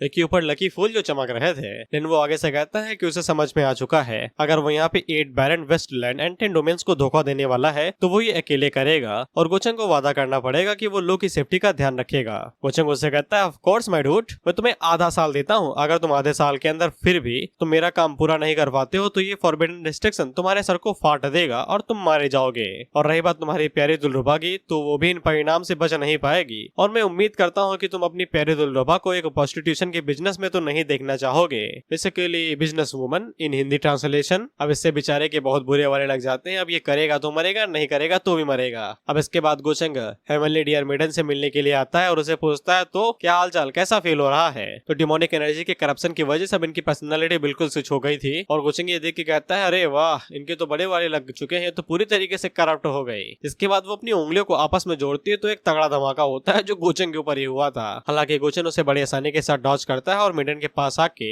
उसे कहता है यार डिमोनिक एनर्जी से तुम्हारी पर्सनालिटी तो बिल्कुल ही चेंज हो गई, इस तरीके से तो हमारे बीच में कोई बात ही नहीं होगी। सबसे पहले चलो मैं तुम्हारी डिमोनिक एनर्जी को कम कर देता हूँ। गोचन जैसे ही डिमोनिक एनर्जी को हल्का फुल्का सप्रेस करता है तो मेडन दोबारा होश में आ जाती है और गोचन को शुक्रिया कहती है। हालांकि गोचन को अभी भी मेडन के ऊपर भरोसा नहीं और ये तुरंत 2-3 कदम पीछे हो जाता है, ये कहते हुए कि तुम्हारी पावर तो कमाल की थी, देख के मजा ही आ गया, दोबारा धमाका करोगी। अब यहाँ पे मेडन के रुख कुछ बदले बदले से लग रहे थे। ये गोचन से कहते हैं कि तुम तो बड़े कमाल के हो, भले ही तुम किसी भी सिचुएशन के अंदर रहो काफी ज्यादा शांत रहते हो, मैं तुम्हें सच में ज्यादा एडमायर करती हूँ। तो फिर गोचन अपने मन के अंदर सोचता है ना, भले ही ये कितनी ही मीठी मीठी बातें कर ले, फंसना नहीं है, अगर मैं इसके हाथों मरा तो बहुत ही गंदी मौत मरूंगा, साला लोग हंसेंगे मेरे ऊपर। ये कहते हुए कि मरा तो मरा एक लड़की के हाथों में, वो भी बेवकूफी की वजह से, हवस के चलते मरा साला। इसलिए गोचन यहाँ पे सीधा मुद्दे की बात करता है, ये कहते हुए कि इन लोगों के कल्टीवेटर्स और आर्मी पूरी तरीके से रेडी है हेवनली डियर सिटी के ऊपर अटैक करने के लिए, लेकिन वहां तक पहुंचने के लिए इन लोगों को वॉइड रियलम अबायस से होके गुजरना पड़ेगा। लेकिन वो अबायस बहुत ही ज्यादा अनप्रिडिक्टेबल है, किसी को नहीं पता है कि सही रास्ता क्या है और ये लोग कभी भी भटक सकते हैं। तो मेडन आगे से कहती है कि गोचन कभी भी सही रास्ते के ऊपर चल ही नहीं पाएगा क्योंकि वॉइड रियलम अबायस बहुत ही ज्यादा अजीब है। अगर वो गोचन को सही रास्ता बता भी देती है तो भी वो लोग नहीं पहुंच पाएंगे और रास्ता भटक जाएंगे। इसलिए अबायस को पार करने का सिर्फ एक ही तरीका है कि मेडन गोचन को पर्सनली गाइड करे। गोचन की भाई बोलती बंद हो जाती है और वो दोबारा 2-3 कदम पीछे हट जाता है और मेडन गोचन से पूछती है कि मैं हर बार जो भी बोलती हूँ तुम पीछे क्यों चले जाते हो, क्या तुम्हें मेरे ऊपर भरोसा नहीं है। गोचन आगे से कहता है कि अगर ऐसी बात है तो फिर लगता है कि मुझे तुम्हारे भरोसे ही वॉइड रियलम अबायस को पार करना पड़ेगा। मेडन गोचन से कहती है कि तुमने मुझे पहले ही अपने सब स्पेस यानी कि वही डोमेन के अंदर कैद रख रखा है, लेकिन इसके बावजूद तुम्हें मेरे बारे में चिंता और मेरे ऊपर शक करते हो। अच्छा तो चलो बताओ मैं ऐसा क्या करूँ कि तुम्हें ये वर्दी हो जाए, तुम्हें ये यकीन हो जाए कि मैं तुम्हारे लिए ट्रस्टवर्दी हूँ। गोचन 2-3 सेकंड के लिए सोचता है जिसके बाद वो मेडन को जंजीरों से आजाद कर देता है। ये कहते हुए कि मुझे लगता है कि मुझे तुम्हारी इसमें जरूरत पड़ेगी ताकि हम लोग वर्ड रियलम को एक दिन के अंदर ही पार कर सके, लेकिन अभी नहीं। अगर तुम सच में चाहती हो कि मैं तुम्हारे ऊपर भरोसा करूं तो फिर तुम्हें लॉयल्टी प्रूव करनी पड़ेगी और इसका सिर्फ एक ही रास्ता है। मेडन आगे से पूछती है बताओ भाई कौन सा रास्ता है। गोचन उसे कहता है तुम्हारे पास 2 चॉइस है, या तुम मेरी मदद करो किसी को मारने में या फिर मेरे साथ एक रात बिताओ। अब देखो चॉइस तुम्हारी है, तुम्हें जो करना सही लगे वो तुम कर सकते हो। मेडन आगे से कहती है कि मैंने सोचा था कि तुम एकदम क्लियर कट होगे, एकदम साफ सुथरे, एकदम जवान आदमी, बिना कोई गंदे वंदे विचार रखे। मैंने सोचा भी नहीं था कि तुम इतने हरामी होगे, इतने घटिया होगे साले तुम। मुझे कंपनी उनके अंदर सोचता है कि यही मैं तो चाहता था। हेवनली डियर मेडन कभी भी इतना नीच नहीं गिरेगी कि वो अपने प्राइड को साइड में रख के किसी के साथ भी सो जाए। अब इसके पास सिर्फ एक ही चॉइस बचती है कि ये मेरी मदद करेगी किसी को मारने में, लेकिन मेडन अगले ही पल गोचन के साथ लिपट जाती है ये कहते हुए मुझे कोई दिक्कत नहीं है तुम्हारी 100 पत्नी बनने में यानी कि बीवी बनने में। तुम एक रात क्या, तुम जितनी कहो मैं उतनी रात बिताने को राजी हूँ, बस तुम मुझे बीवी का स्टेटस दो।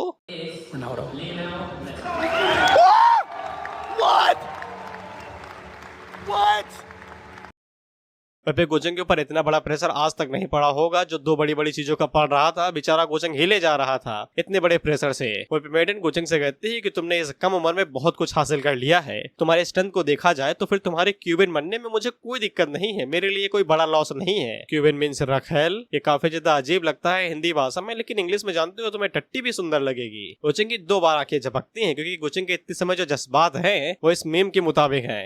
एक एकदम इन्होंने वक्त बदल दिया, जज्बात बदल दिए, जिंदगी बदल दी। फिर इसके बाद गोचेंग अपनी हवस के ऊपर कंट्रोल करता है और उसे कुछ पता चलता है कि कुछ तो गड़बड़ है और वो पलक झपकते ही मेडिसन दूर हट जाता है और उसे कहता है कि तुम्हारी बॉडी कॉन्स्टिट्यूशन के साथ कुछ तो गड़बड़ है। अगर मैं एक सेकंड के लिए और वहाँ पे खड़ा रहता तो फिर मैं पक्का तुम्हारी ट्रिक के अंदर फंस जाता। डियर मेडन आगे से कहती है, मुझे लगा था कि यार तुम बड़े ही बहादुर होगे, लेकिन सोचा भी नहीं था कि तुम इतने ज्यादा डरपोक होगे। मैंने यहाँ पे कदम उठाया और अपने आप को ऑफर किया तुम्हें। मैंने सोचा भी नहीं था कि तुम इतनी जल्दी पीछे हट जाओगे। तुमने मुझे बहुत ज्यादा निराश किया यार। गोचेंग आगे से कहता है कि सेंडी न लगाओ, मुझे सब पता है कि तुम क्या प्लान कर रही थी। धीरे धीरे मीठी मीठी बातें करके उसमें चीनी मिला के जहर में मिला रही थी तुम। गोचेंग आगे से कहता है कि तुम्हारे पास 9 mistake body of love and yearning है। यर्निंग का मतलब यहाँ पे तड़पना है और लव का मतलब तुम्हें पता ही है, प्यार। यानी कि गोचेंग डियर मेडन की बॉडी के लिए तड़पेगा सोने के बाद में। इसके बाद तुम यहाँ पे एसएसपीसीएस रेड स्टार ऑफ मैरिज का भी इस्तेमाल करोगी, जो कि यर्निंग एंड लव के लिए एक प्योर सिंबल है। और अगर मैं एक बार तुम्हारे साथ सो लिया तो फिर मेरी पूरी जिंदगी तुम्हारे साथ बंधन में बन जाएगी। तब हम लोग जिएंगे भी साथ में और मरेंगे भी साथ में। गोचेंग भाई मरते मरते बचा है, इसके लगने वाले थे अभी। डियर मेडन गोचेंग से कहते हैं कि मेरे पास अब यही रास्ता था यार, तुमने वादा किया नहीं। हेमनली डियर सिटी को बख्श दोगे और साथ ही में वेस्टलैंड एंड डोमेन्स को भी, इसीलिए मुझे ये एक्ट करना पड़ा यार। गोचेंग आगे से कहता है वो सब छोड़ो, अब तुम्हारे पास सिर्फ एक ही चॉइस है, तुम्हें मेरी मदद करनी पड़ेगी किसी को मारने में। इस पे डियर मेडन आगे से हंसते हुए और नौटंकी करते हुए कहती है, अभी तो तुम कह रहे थे कि मेरे पास 2 चॉइस है, अब तुमने एक ही छोड़ी है। एक लीडर होने के नाते तुम्हें अपने शब्दों पे टिका रहना चाहिए। गोचेंग आगे से कहता है, फिर से मीठी मीठी बातें करके तुम चीनी में जहर मिला रही हो, ये गलत बात है, छोड़ दो ये। फिर गोचेंग आगे से कहता है कि एक लीडर के तौर पे मुझे अपने शब्दों पे बना रहना चाहिए। इसलिए वो डियर मेडन से कहता है कि अगर ऐसी बात है तो फिर मैं चाहता हूँ कि तुम मुझे अपने कुछ पुराने दोस्तों से मिलवाओ। डियर मेडन आगे से कहती है कि मेरे पुराने दोस्त, और वो मन के अंदर सोचती है कि गोचेंग यहाँ पे दोबारा 10,000 डिमोनिक ट्रांसफॉर्मेशन डोमेन का इस्तेमाल करेगा बाकी दूसरे ट्रू इमॉर्टल्स कल्टिवेटर्स के ओरिजिन एसेंस को डिवोवर करने के लिए। और डियर मेडन को यह भी अंदाजा लग जाता है कि गोचेंग की एक सीक्रेट आइडेंटिटी है, वही डिमोनिक एम्परर वाली, बस एग्जैक्टली नहीं पता है, अंदाजा है। इसी वजह से गोचेंग इतनी जल्दी अपनी कल्टीवेशन को आगे बढ़ा रहा है। अगर गोचेंग की वो वाली आइडेंटिटी यहाँ पे एक्सपोज हो जाती है तो अपर रियलम बिल्कुल भी उसे नहीं सहेगा और उसके ऊपर हमला कर सकते हैं। हालांकि जब वो गोचेंग की तरफ देखती है तो गोचेंग को घंटा फर्क नहीं पड़ता था, वो एकदम रिलैक्स था, चिल। और जैसा कि मैंने कहा था कि 50-50, ये तो ये 50% गोचेंग को धोखा दे सकती है और 50% मरेगी, लेकिन धोखा देने के बाद गोचेंग किसी को जिंदा नहीं छोड़ता। इसके बाद मेडन गोचेंग से कहती है कि मैं भले ही काफी लंबा टाइम जी हूँ, इसीलिए मैंने मॉमी कहा था, सॉरी गोचेंग ने कहा था, मेरी जबान फिसल रही है, मेरी गलती नहीं है। हाँ भले ही मैं लंबा जी हूँ, लेकिन इसका मतलब ये नहीं कि मैं हर किसी के करीब थी। जिनको मैं जानती थी या तो वो पहले ही निपट चुके हैं या गायब हो चुके हैं, और जो बच्चे कुछ थे उनके बारे में कोई आता पता नहीं, जैसे कि वो गायब ही हो गए। इसीलिए गोचेंग जिस फ्रेंड की बात कर रहा है शायद से वो गोचेंग को मिले ही ना।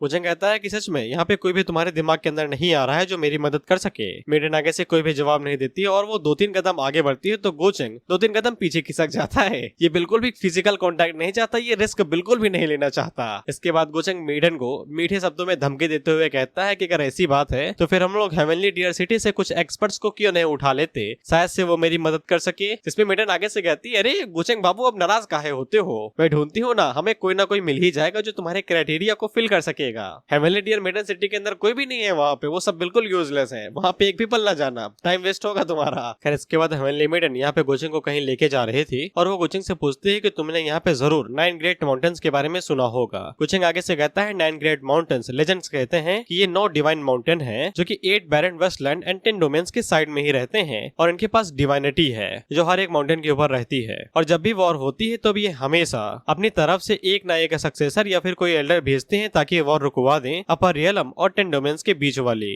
मेडन आगे से कहती है कि बिल्कुल खूब समझाया, एकदम सही, लेकिन यहाँ पे एक और चीज है। गोचेंग आगे से पूछता है कि तुम्हें और भी जानकारी है क्या 9 ग्रेट माउंटेन्स के बारे में। तो मेडन आगे से बताती है 9 ग्रेट माउंटेन के ऊपर 9 मास्टर भी रहते हैं और उनमें से हर एक मास्टर हर एक माउंटेन के ऊपर लीड करता है और उसे रूल करता है और वो सभी पहले ही ट्रू इमॉर्टल रियलम को अचीव कर चुके हैं। उनमें में से फर्स्ट माउंटेन मास्टर ही सबसे स्ट्रॉन्गेस्ट है, लेकिन वो ज्यादातर कल्टीवेट सेकुलेशन के ही अंदर करता है और अब तक कई सारे साल हो गए लेकिन आज तक किसी ने उसे बाहर आते हुए नहीं देखा, पता नहीं वो कब से वही सेकुलेशन के अंदर पड़ा हुआ है। इसलिए इतने टाइम पे 9 ग्रेट माउंटेन्स को लीड कर रहे हैं उनके सेकंड मास्टर हैं। गोचेंग आगे मेडन से पूछता है कि तुम्हारी कुछ उनसे दुश्मनी है क्या, या फिर उन्होंने तुम्हें बुड्ढी बोल दिया था इतनी सेक्सी बॉडी होने के बावजूद। ये दोबारा गोचेंग बोल रहा है, मैं नहीं बोल रहा। मेडन आगे से कहती है कि मैं तो उनके खून के प्यासी हूँ, क्या तुम मेरी मदद करोगे उनसे बदला लेने में। गोचेंग आगे से कहता है, बदला लेने में तुम्हारी मदद करूँ, मैं इस बात की दाद देता हूँ कि तुम्हारा प्लान ये है कि मैं उन सभी मास्टर से लड़ूं जो ट्रू इमॉर्टल रियलम पे हैं और हम दोनों ही उस बैटल के अंदर घायल हो जाए और तुम निकल जाओ। इस पे मेडन आगे से कहती है, अगर तुम लड़ना नहीं चाहते हो तो फिर हम लोग वापस जा सकते हैं। गोचेंग आगे से कहता है कि ये झरना ही है ना 9 ग्रेट माउंटेन्स माउंटेन्स की एंट्रेंस। पीटर आगे से बताती है सही पकड़े हैं, लेकिन अगर हम लोग ऐसे ही घुस जाएंगे तो फिर फॉग के अंदर हमेशा के लिए खो जाएंगे और कहीं भी नहीं पहुंचेंगे। लेकिन एक डियर मेडन होने के नाते मेरे पास कई सारे रास्ते हैं अंदर घुसने के। इसके बाद डियर मेडन अपने पास से एम्बरलीड क्लाउड फ्लाइंग बोट बाहर निकालती है, जो उसे एक्सीडेंट की वजह से मिली थी, और ये बोट ही है जो किसी भी आउटसाइडर को अंदर लेके जा सकती है, बल्कि यही उन्हें भाई नैया पार करा सकती है उनकी। बाकी वो लोग भूल जाए कि कभी यहाँ पे घुसे भी थे, और वापस जाने के बारे में तो सवाल ही नहीं उठता। इसके बाद अगला सीन 9 ग्रेट माउंटेन्स का होता है। वहीं हम लोग माउंटेन के कुछ डिसेपल्स को देखते हैं जो कि आपस में बात करते हुए कहते हैं कि पता नहीं सेकंड माउंटेन मास्टर को क्या हो गया और वो क्या सोच रहे हैं कि उन्होंने माउंटेन को सील करने के बारे में सोचा और आउटर रियलम के अंदर जो भी लड़ाई दंगे हो रहे हैं उसके अंदर ना इन्वॉल्व हो। इस पे दूसरा डिसेपल आगे से कहता है कि यही तो बात है, हमें समझ में नहीं आ रहा है कि हमें क्या करना चाहिए। सेकंड मास्टर पता नहीं क्या सोच रहे हैं, यही तो सही मौका है। अपर रियलम यहाँ पे इतने समय हमला कर रहा है और हम लोगों को बाहर निकल के उनकी मदद करनी चाहिए ताकि हम लोग और ज्यादा बिलीवर्स को गेन कर सके। अब उसी टाइम पे वहाँ पे एक फीमेल आती है जो कि उन लोगों से कहती है कि मास्टर के पास खुद की ही रीजन होंगे जो उन्होंने किया है, और क्या तुम लोगों को डर नहीं लगता है कि तुम्हें पनिशमेंट में मिल सकती है मास्टर की पीठ पीछे ये सब बातें करते हुए। तो ये औरत इन लोगों की सीनियर सिस्टर है, यानी कि ये भी डिसेपल है, और ये लोग अपनी सीनियर सिस्टर से माफी मांगते हैं ये सब चुगली पुगली करने के लिए। साले शर्म करो, लड़के हो, चुगली कर रहे हो। बाय द वे इस लड़की का नाम चन सुयुन है और ये उन दोनों से कहती है कि पीठ पे ऐसी बातें ना करना। बाय द वे इसका फिगर कमाल का है, लुक एट दोस एब्स। तो ये दोनों माफी मांग के यहाँ से तुरंत भागते हुए निकल जाते हैं। वहीं सुयुन अपने मन के अंदर सोचती है लेकिन इनकी बातें गलत भी नहीं है यार, बाहर की तरफ लड़ाई चल रही है और यही हमारे लिए परफेक्ट मौका है कि हम लोग जाके लड़ाई को रुकवा दें और जितना हो सके उतना ज्यादा फायदा इकट्ठा करें। लेकिन इसके बावजूद मास्टर ने यह फैसला किया कि वो माउंटेन को ही सील कर देंगे। अब इसी के बाद वहाँ पे 3 नमूने आते हैं जो कि सुयुन से कहते हैं कि तुम्हारी बात बिल्कुल ठीक है, हमारे लिए भी सेकंड मास्टर को समझना काफी ज्यादा मुश्किल है कि कब वो क्या कर देते हैं। सुयुन उसे सेंड कह के बुलाती है, ये पक्का इनके सेक्ट का कुछ जीनियस वीनियस होगा, और ये सुयुन से पूछता है कि तुम्हारा छोटा भाई कहाँ है, तुम तो हमेशा उसके साथ चिपक के रहती हो। बाय द वे इसका नाम गु वुडी है। गु वुडी टेकन 3 के कैरेक्टर की तरह कोई नाम है। सुयुन गुडी को बताती है कि उसका छोटा भाई साओ यांग मास्टर के पास गया हुआ है, शायद से मास्टर को उसे कुछ काम है।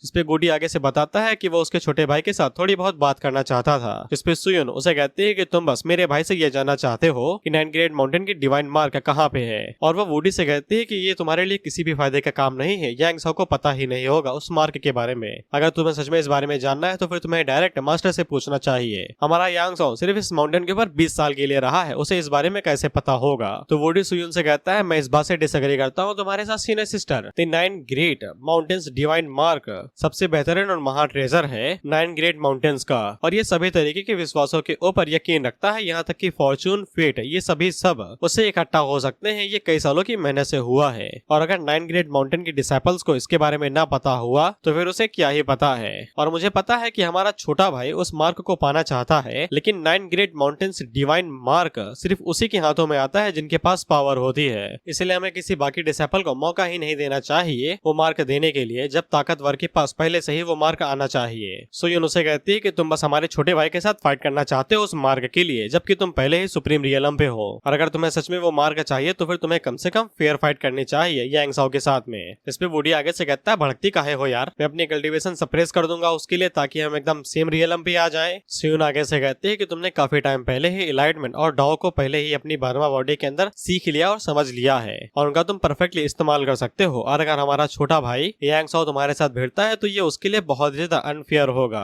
अगर तुम इसको लेके अनहैप्पी हो तो तुम डायरेक्ट मास्टर से जाके इस बारे में बात कर सकते हो, लेकिन तुम्हें बेफालतू में हमारे छोटे भाई के लिए परेशानी खड़ी करने की जरूरत नहीं है। वुडी आगे से गुस्से में सुयुन से कहता है मुझे पता है कि तुम क्या करने की सोच रही हो, तुम हमेशा से ही उसके लिए फेवर धरती थी और अभी भी उसके लिए बोल रही हो। अब तुम मुझे ब्लेम नहीं कर सकती जो मैं करने वाला हूँ। जिसके बाद ये उड़ते हुए यहाँ से चला जाता है। सुयुन आगे से कहती है बता के तो जाओ क्या करने वाले हो, ऐसे जाओगे तो मैं यही सोचूंगी तुम्हें टट्टी लगी है। खैर इसके 2 चेले थे वो उसके पीछे जाते हुए कहते हैं कि ऐसा लगता है कि सेंट हमारा गुस्से में है, तो सीधा 2nd ग्रेट माउंटेन की तरफ जा रहा है। तो दूसरा बंदा कहता है कि सवाल न पूछो, सेंट बहुत ही ज्यादा गुस्से में, अगर कोई भी उससे बढ़ता है तो वो आखिर में मारा ही जाएगा, और तुम गेस कर ही सकते हो कि ये किसके साथ भिड़ने वाला है। हेलो दोस्तों, और बीच में घुसने के लिए पहले तो सॉरी, लेकिन मेरी बात करना जरूरी है और स्किप ना करना। मैं देख रहा हूँ, स्किप ना करना, मुझे पता चल जाता है। मैं तो अगले वाले एपिसोड में मैं चीजें स्किप कर दूंगा जो जरूरी रहती हैं। फिर तुम ये सोचोगे यहाँ तो कुछ होने वाला था, कहाँ गया। तो बीच में घुसने की वजह यह है कि मेरे पास 3 मानवा है और मैं पूछना चाहता हूँ कि मुझे ये एक्सप्लेन करनी चाहिए या फिर नहीं करनी चाहिए। एक मानवा है जिसके अंदर भरपूर चैप्टर है और स्टोरी मुझे अभी तक ठीक लगी है। मैंने 22 चैप्टर पढ़े और 22 चैप्टर एकदम मस्त है। अगर इसके बाद ये लोग भागने लगते हैं तो मेरी कोई गलती नहीं है।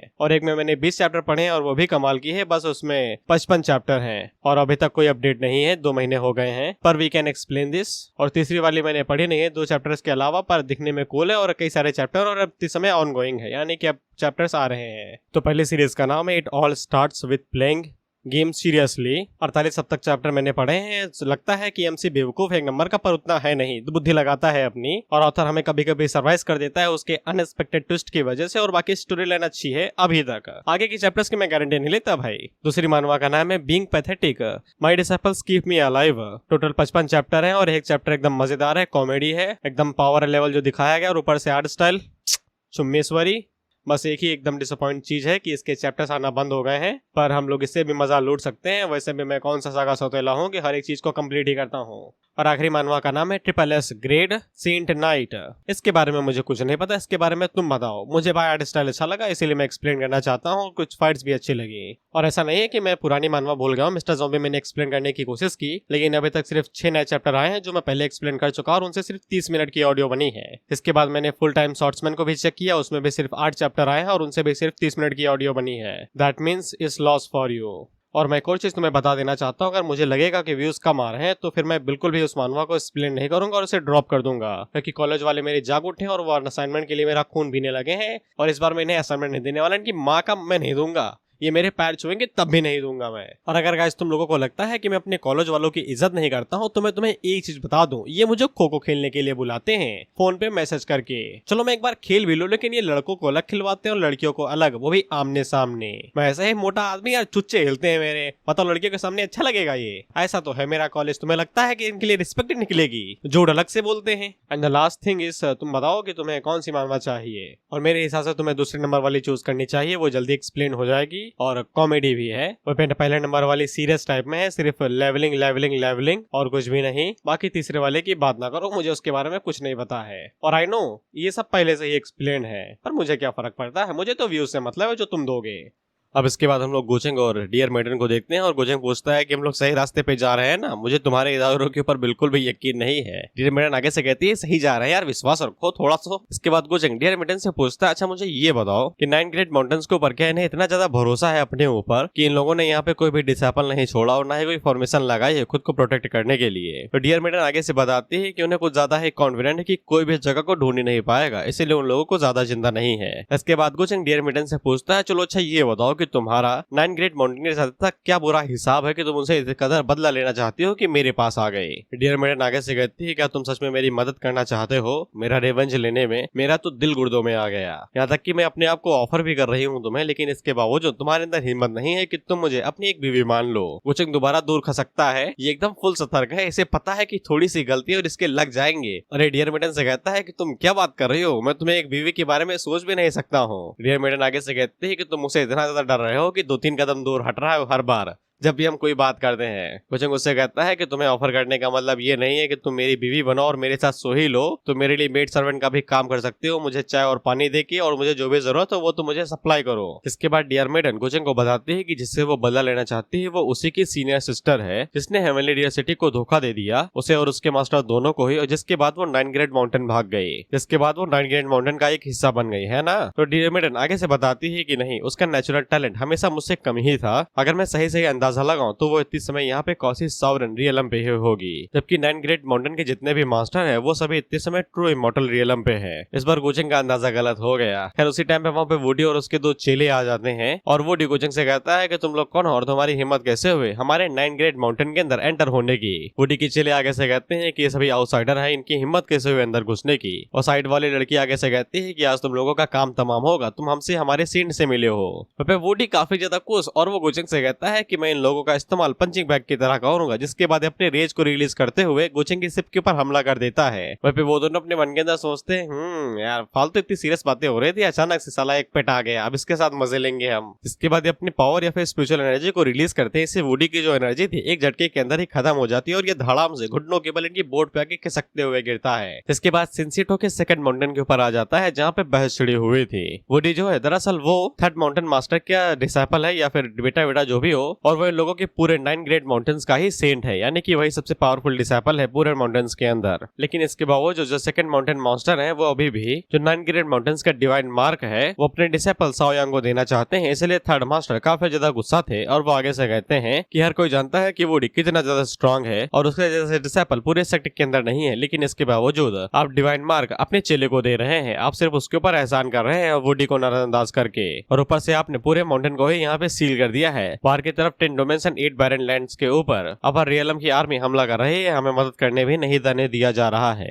इसमें सेकंड मास्टर आगे से कहते हैं कि मैंने सारा अंदाजा लगाया है, इसलिए मैं यहाँ पे 9 ग्रेट माउंटेन्स को सील किया है ताकि कोई भी यहाँ पे कैजुअलिटी ना हो, और मैं ये सब कुछ सिर्फ सबके लिए कर रहा हूँ, ना कि सिर्फ अपने लिए। इस पे थर्ड मास्टर आगे से कहते हैं कि पिछली बार तो हम लोगों ने वहाँ पे अपने डिसेबल्स को भेजा था और उन लोगों ने बहुत अच्छा कारनामा किया था और उन्हें बहुत ज्यादा एक्सपीरियंस मिला था, लेकिन इस बार तुमने यहाँ पे माउंटेन को सील कर दिया है और कई सालों की तरह इस साल में हमें कुछ भी नहीं मिलेगा। इसके बाद वो साओ यांग की तरफ इशारा करते हुए कहते हैं और तुमने दोबारा अपने डिसेबल को यहाँ पे डिवाइन मार्क देने का फैसला किया है, जबकि वुडी इससे ज्यादा बेहतर है हर एक मामले में। जिसपे साओ यांग आगे से कहता है कि थर्ड मास्टर बिल्कुल सही है, वुडी साओ यांग के मामले में काफी ज्यादा बेहतर है, कल्टीवेशन और एबिलिटी दोनों के ही मामले में। बाय द वे यही गुचेंग का अगला टारगेट है, और ये भी आगे से यही कहता है कि डिवाइन मार्क को वुडी के हाथों में ही दे देना चाहिए, कि वैसे भी अगर वो दोनों फाइट करेंगे तो वो कैसे जीत सकता है वुडी के खिलाफ। वुडी पहले ही कल्टीवेशन सुप्रीम कल्टीवेशन रियलम पे जा चुका है, इसलिए थर्ड मास्टर के हिसाब से वुडी को ही डिवाइन मार्क देना चाहिए। इस पे थर्ड राइडर आगे से कहते हैं देखो कैसे मुस्कुरा रहा है हरामी,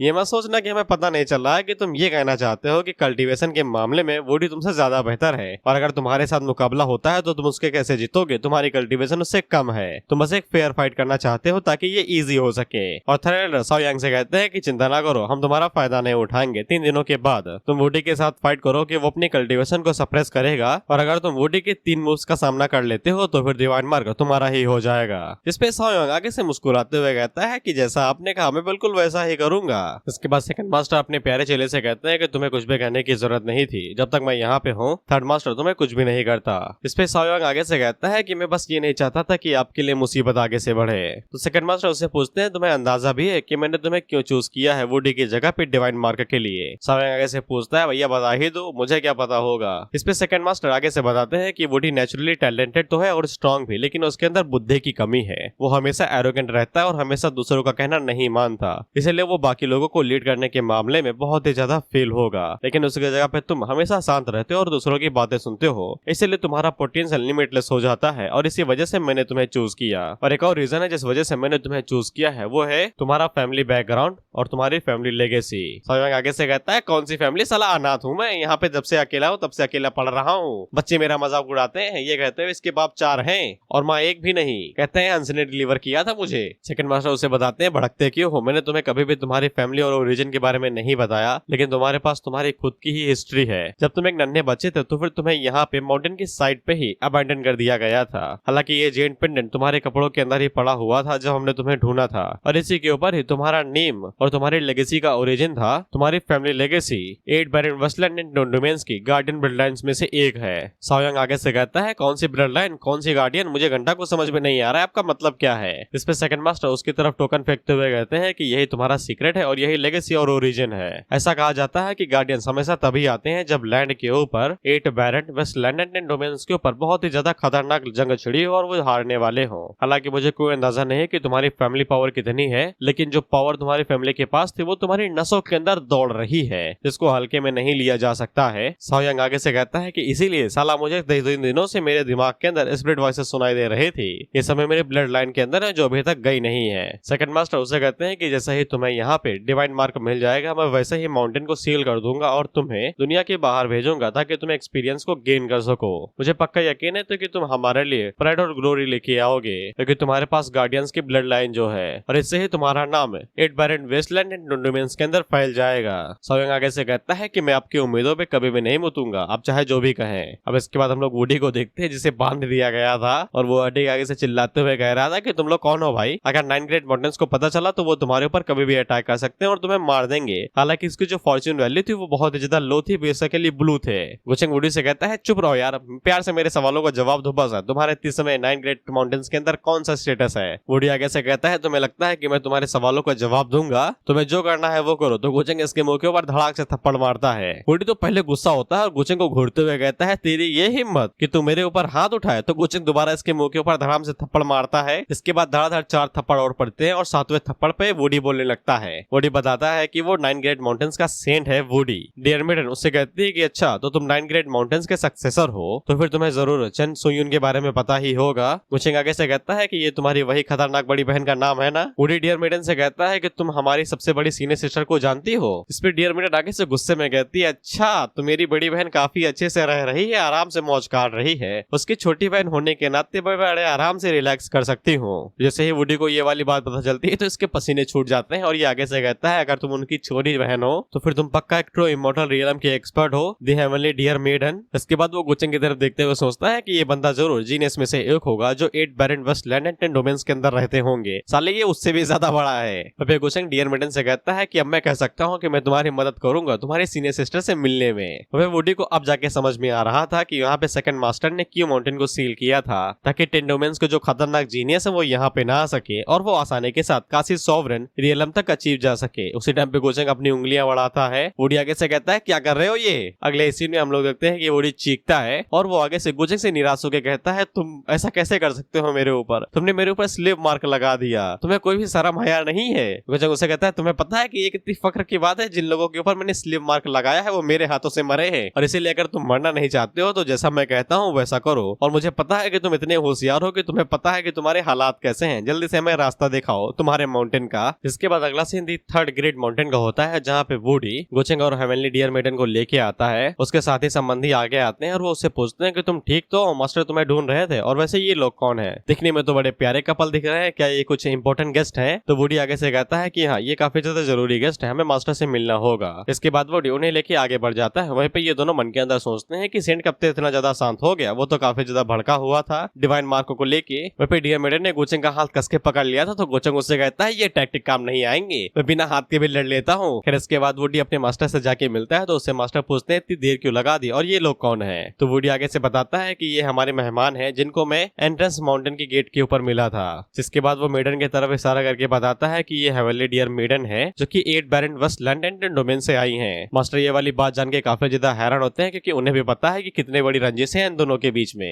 इसके बाद वो गोचेंग की तरफ इशारा करते हुए कहते हैं कि ये हेवनली डियर मेडन को सिर्फ कंपनी देने के लिए आया है। तो डियर मेडन गोचेंग का हाथ पकड़ती है और वो थर्ड मास्टर से कहती है नहीं इसका नाम चेंगे है और ये मेरा पति है। जिससे वहाँ पे जितने मर्द थे वो सभी हैरान हो जाते हैं और मास्टर आगे से कहते हैं पति, मुझे तो नहीं पता था कि हेवनली डियर मेडन कभी शादी भी कर सकती है, उन्हें तो हमेशा कंवारी रहना होता है। तो डियर मेडन गोचेंग से और ज्यादा चिपकते हुए कहती है कि मैं अपनी शादी को लेके मजाक थोड़ी ना करूंगी, और मैं ये भी बात बता दूं कि मैं बस अपने पति की एक नॉर्मल सी कॉन्क्यूबिन हूँ, यानी स्वपत्नी। बेसिकली ये 8वें नंबर पे है। और वो मुस्कुराते हुए गोचेंग से पूछती है ना। गोचेंग आगे से कहता है इन लोगों के सामने कोई मजाक मस्ती नहीं। खैर इसके बाद थर्ड मास्टर आगे बढ़ते हैं और वो गोचेंग से बड़े प्यार से पूछते हैं कि तुम्हारा नाम क्या है। तो डियर मेडन आगे से कहती है मैंने बताया ना ये मेरा पति है, इसीलिए इसकी आइडेंटिटी के बारे में आपको और ज्यादा जानने की जरूरत नहीं है। इसीलिए थर्ड मास्टर को ऐसा लगता है कि गोचेंग जरूर 8 बैरन वेस्टलैंड का किसी एशियन फैमिली से होगा, इसीलिए डियर मेडन उसे इतना ज्यादा चपक रही है। इसके बाद थर्ड मास्टर उन लोगों से पूछते हैं लेकिन यहाँ पे क्या लेने के लिए आए हो। तो डियर मेडन आगे से बताती है कि वो अपनी छोटी बहन से मिलने के लिए आई है जिसने उन्हें धोखा देके यहाँ पे आके बस गई। तो उससे पूछते हैं कि तुम्हारी छोटी बहन सुन यून है ना। डियर मेडन आगे से कहती है बिल्कुल सही। थर्ड मास्टर अपनी बुद्धि दौड़ाते हुए मन के अंदर सोचते हैं कि ये पक्का यहाँ पे बदला लेने के लिए आई है क्योंकि इन दोनों के रिश्ते बिल्कुल भी ठीक नहीं है। लेकिन मुझे कौन सा फर्क पड़ता है, बदला होगा तो वो थर्ड मास्टर सेकंड माउंटेन के ऊपर होगा ना, इससे तो हमें ही फायदा है। इसके बाद थर्ड मास्टर उनसे कहते हैं अगर तुम यहाँ पे सुयुन से मिलने के लिए आए हो तो वो सेकंड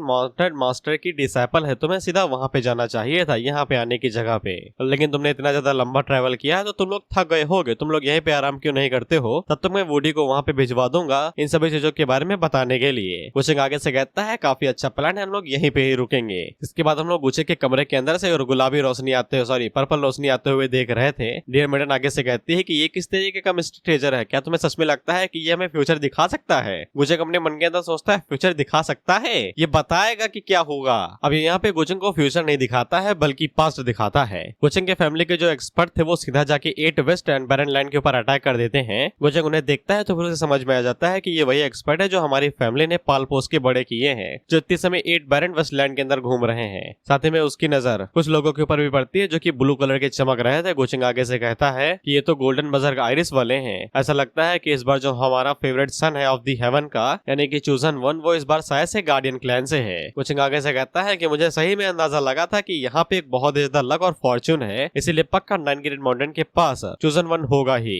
और ये बताने की जरूरत नहीं है कि गुडी की फॉर्च्यून वैल्यू बहुत ही ज्यादा नॉर्मल थी, भले ही उसका स्टेटस यहाँ पे सेंट का ही हो, इसलिए चूजन वन को कोई और होना ही था। लेकिन मैंने ये कभी भी नहीं सोचा था कि जो चूजन वन होगा वो गार्डियन फैमिली का वो बचा हुआ बच्चा होगा जो कि भाग गया था। इसके बाद गोचंग इविल स्माइल करते हुए कहती, खतरनाक किस्मत है हमारी गो फैमिली ने जिस फैमिली को मार दिया, एकदम कत्लेआम मचा दिया, उस फैमिली का बचा हुआ वंशज अब मुझसे लड़ेगा, वो भी 20 सालों के बाद में। फिर डियरमेडन गोचंग से कहती है कि तुम जब भी ऐसा चेहरा बनाते हो मुझे समझ में आ जाता है कि तुम किसी के लगाने वाले हो, भी बहुत गंदी तरीके से। इससे गोचंग की पोल खुल जाती है और वो दोबारा डियरमेडन से दूर खिसक जाता है, ये कहते हुए कि मैं तो बस ये सोच रहा था कि आगे जो एक्शन लेने हैं उनमें मैं कैसे कैसे क्या करूंगा। डियरमेडन पहले तो हैरान होती है कि ये इतना दूर क्यों खिसक जाता है मुझसे, ऐसा थोड़ी है ना कि मैं जबरदस्ती के साथ कुछ कर लूंगा या रेप कर दूंगी इसका। खैर इसके बाद डियरमेडन गोचंग को बताते हैं कि 3 दिनों के बाद सेकंड माउंटेन मास्टर का youngest disciple Sao young woody के साथ फाइट करने वाला है 9 ग्रेड माउंटेन्स डिवाइन मार्क को लेने के लिए, और तुम शायद से तब अपने कदम आगे बढ़ा सकते हो। गोचंग कहता है साओ, डियरमेडन कहती है यांग। तो गोचंग डियरमेडन से पूछता है कि क्या तुम्हें यहाँ पे 9 ग्रेड माउंटेन्स डिवाइन मार्क के ओरिजिन के बारे में पता है कि ये कहाँ से आया।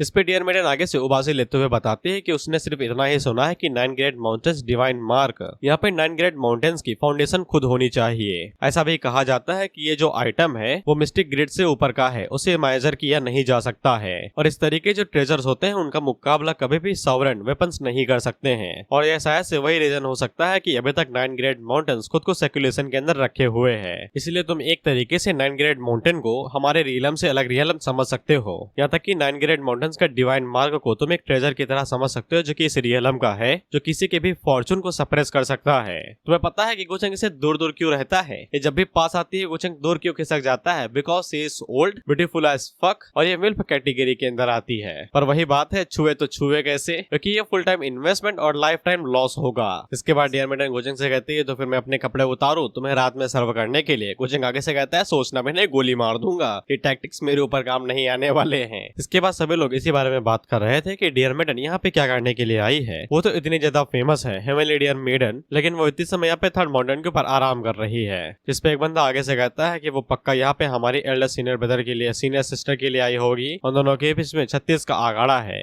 इस पे लड़की आगे से कहती है मैंने तो सुना है कि डियरमेडन यहाँ पे ट्रू इमॉर्टल रियलम पे है। इस पे लड़का आगे से कहता है कि हम सिर्फ यही उम्मीद कर सकते हैं कि हमारी सीनियर सिस्टर उनके साथ फाइट ना करे, नहीं तो वो पक्का मरेगी। जिसपे सोयुन अपने मन के अंदर सोचते है कि इतने साल बीत जाने के बावजूद तुम बदला लेने के लिए यहाँ पे आ ही गई मेरी प्यारी छोटी बहना। उसी टाइम पे साओ यंग वहाँ पे आता है और वो सोयुन को छू के उससे कहता है कि तुम किस बारे में सोच रही हो, और वो खुद ही पूछ लेता है कि ये सब कुछ हेवनली डियरमेडन की वजह से हो रहा है। इस पे सोयुन उसे कहती है कि मैंने सोचा भी नहीं था कि तुम्हें भी पता होगा कि यहाँ पे क्या हो रहा है। तो साओ यंग आगे से कहता है कि मुझे नहीं पता है कि तुम दोनों के बीच में क्या लफड़ा हुआ है, लेकिन हेवनली डियरमेडन पहले ही ट्रू इमॉर्टल रियलम पे जा चुकी है और उसे काफी ज्यादा टाइम भी हो गया है, इसलिए मैं यही चाहूंगा कि तुम जल्दबाजी में कुछ भी ना करना। जिसपे सोयुन साओ यंग से पूछती है क्या तुम्हें लगता है कि मैं एक अच्छे इंसान हूँ। जिसपे साओ यंग आगे से कहता है ऑफ कोर्स मैं हूँ। तो सोयुन उसे कहती है कि क्या होगा अगर मैंने तुम्हें बताया कि मैंने पास्ट में बहुत ही ज्यादा घटिया काम किया था। उस साल जब मास्टर ने मुझे हेवनली डियरमेडन ना चूज करके मेरी छोटी बहन को चूज किया था तो फिर मैं बहुत ही ज्यादा गुस्से में थी और गुस्से में मेरा आपा खिसक गया। इसके बाद मैंने अपनी छोटी ही बहन के ऊपर एक मिस्टेक टेक्निक का यूज करते हुए उसके टैलेंट को चुराने की कोशिश की, लेकिन मास्टर ने आके मुझे रोका और मेरी छोटी बहन को बचाने के चक्कर में उन्होंने अपनी लाइफ फोर्स को इतना ज्यादा यूज कर लिया कि उनकी मौत ही हो गई। तुम लोगों ने सुना होगा कि प्यार अंधा होता है, लेकिन मैं कहूंगा कि प्यार नंगा होता है। इसे दिखाई सब कुछ दे रहा है लेकिन इसके बावजूद ये मानना नहीं चाहता, और ये सुयून से कहता है कि उस समय जो तुमने किया वो बिल्कुल भी रोका नहीं जा सकता था, ये तुम्हारी फीलिंग्स ने तुम्हारे ऊपर टेक ओवर कर लिया। भाई साओयंग तू पक्का एक क्रिमिनल लॉयर बनता अगर तू यहाँ से पढ़ाई करता, तो गलत फील्ड में उतर गया है। खैर इसके बाद ये सुयून से कहता है कि जहाँ तक मेरा मानना है वो तुम्हारी छोटी बहन है और इस बात को काफी ज्यादा टाइम हो गया है, उसे अब तक तुम्हें माफ कर देना चाहिए। अगर तुम उससे माफी मांगते हो तुझे किस एंगल से लगता है कि वो उसे माफ कर देगी? सबसे पहले तेरी सुयून ने अपनी छोटी बहन के अंदर से उसका टैलेंट चुराने की कोशिश की, दूसरे शब्दों में उसके टैलेंट के ऊपर मूतने की कोशिश की और अल्टीमेटली अपने मास्टर को ही मार दिया। और तुझे अभी भी लगता है कि डियरमेडन अपनी बहन को माफ कर देगी, और ये माफ कर भी देती अगर गोचेंग ने अपनी एनर्जी डाल के उसे करप्ट न किया होता। अब तो वो पक्का खून की प्यासी है। खैर सुयून साओयांग से कहती है कि तुम सच में बड़े हो गए हैं, अब तुम वो छोटे बच्चे नहीं रहे जिसको मैंने माउंटेन से उठाया था 20 सालों पहले। तुम काफी ज्यादा बड़े हो गए हो, इसलिए तुम्हें मेरे बारे में चिंता करने की जरूरत नहीं है। बस तुम अपनी फाइट के ऊपर फोकस करो जो गुडी के साथ होने वाली है, ताकि डिवाइन मार्को को ले सको। इस पे ये मुस्कुराते हुए कहता है कि तुम चिंता ना करो, मैं पक्का जीतूंगा। और ये अपने मन के अंदर सोचता है अगर तुम्हें किसी ने भी हाथ लगाया तो पूरी दुनिया जला दूंगा मैं। साले पल्ले कल्टीवेशन बढ़ा। गुडी ने एक हाथ मारा तो गलियों में हकता फिरेगा। इधर डियर मेडन ने भी गोचेंग को सब कुछ बता दिया था। गोचेंग उसे कहता है कि इसीलिए तुम्हें अपनी बड़ी बहन से इतनी ज्यादा नफरत है। डियर मेडन गोचेंग से कहती है कि तुमने देखा ना कि मैं कितनी ज्यादा निराश हूँ, मुझे किस चीजों से होके गुजरना पड़ा है, तुम्हें तो यहाँ के मुझे गले लगा के कंफर्ट करना चाहिए था। यहाँ पे गोचेंग देखो झूठ बोलता है और मैं तुम्हें बता दूं, अगर तुम्हें लड़कियां पटानी है तो भूल जाओ कि तुम कभी सच बोलो, सत्यवादी बनना छोड़ दो। अगर तुम्हें गोचेंग जैसी तरक्की चाहिए लड़कियों के मामले में तो उसकी तरह झूठ बोलना सीखो। ये डियर मेडन से कहता है कि तुम जिस चीजों से होके गुजरी हो ना, ये मेरे सामने तो कुछ भी नहीं है। जब मैं छोटा था मेरी बोन्स को मेरी शरीर से निकाल लिया गया था, मैं तो बस मरने ही वाला था। और तुम्हें लगता है कि मुझे तुम्हें ऊपर दया नहीं दिखानी चाहिए, तुम्हें मेरे ऊपर दया दिखानी चाहिए। और अगर तुम्हें याद हो तो फिर गोचेंग ने हड्डियां निकाली थी, वो भी अपनी छोटी बहन की। लेकिन ये झूठ भी इतने सस्ते बोलता है कि कोई भी यकीन कर ले। डियर मेडन हैरान होकर कहती है कि तुम्हारे साथ सच में इतना ज्यादा घटिया हुआ क्या, तुम इसीलिए यहाँ पे डिमोनिक पाथ के ऊपर चलने लगे। गोचेंग आगे से दोबारा झूठ बोलता है, ये कहते हुए कि कोई भी ईवल पैदा नहीं होता है, सिर्फ बुरे हालात ही उन्हें वो सब करने पे मजबूर करते हैं जो वो करना नहीं चाहते। एक और झूठ, साले तू पैदा ही ईवल हुआ है, झूठा साला एक नंबर का। और गोचेंग डियर मेडन से कहता है कि तुम्हारे चेहरे को देख के मुझे ऐसा लगता है कि तुम उससे काफी लंबे अरसे से बदला लेना चाहती हो, क्या तुम उसे मारने के लिए रेडी हो इस बार? तो डियर मेडन आगे से पूछती है, क्या तुम ये चाहते हो कि मैं अपने गुस्से को छोड़ दूं और उसे जाने दूं और माफ कर दूं? तो गोचेंग आगे से कहता है कि अगर तुम जिन्हें मारना चाहते हो उन्होंने कभी भी दर्द का एहसास नहीं किया है तो फिर उन्हें कभी भी माफ नहीं करना चाहिए। अगर किसी ने गलत किया है तो वो मरना डिजर्व करते हैं और उन्हें मरना भी चाहिए। इसी को ही तो गर्ज कहते हैं और तुम इसी को ही तो होल्ड कर रही हो, तो फिर तुम्हें हमेशा अपना बदला लेना चाहिए। और वो मन के अंदर सोचता है कि तुम बदला लो या न लो, इससे मुझे घंटा फर्क नहीं पड़ता, बस तुम लड़ाई करो, मुझे देखने में मजा आएगा। दो लड़कियां एक दूसरे के बाल नोचेंगी। डियर मेडन गोचेंग से कहती है कि तुम काफी ज्यादा इंटरेस्टिंग हो, भले ही तुम एक नंबर के हरामी और डिमोनिक क्रीचर हो, लेकिन इसके बावजूद तुम्हारे साथ रहने में मजा आता है। गोचेंग सामने से कहता है, मुझे तो लगता है कि तुम इंटरेस्टिंग हो। अब तुम यहाँ पे और ज्यादा डिवाइन मेडन होने का दिखावा नहीं करती हो, खासकर मेरे सामने। अब तुम पूरी तरीके से एक इविल पर्सन दिख रही हो।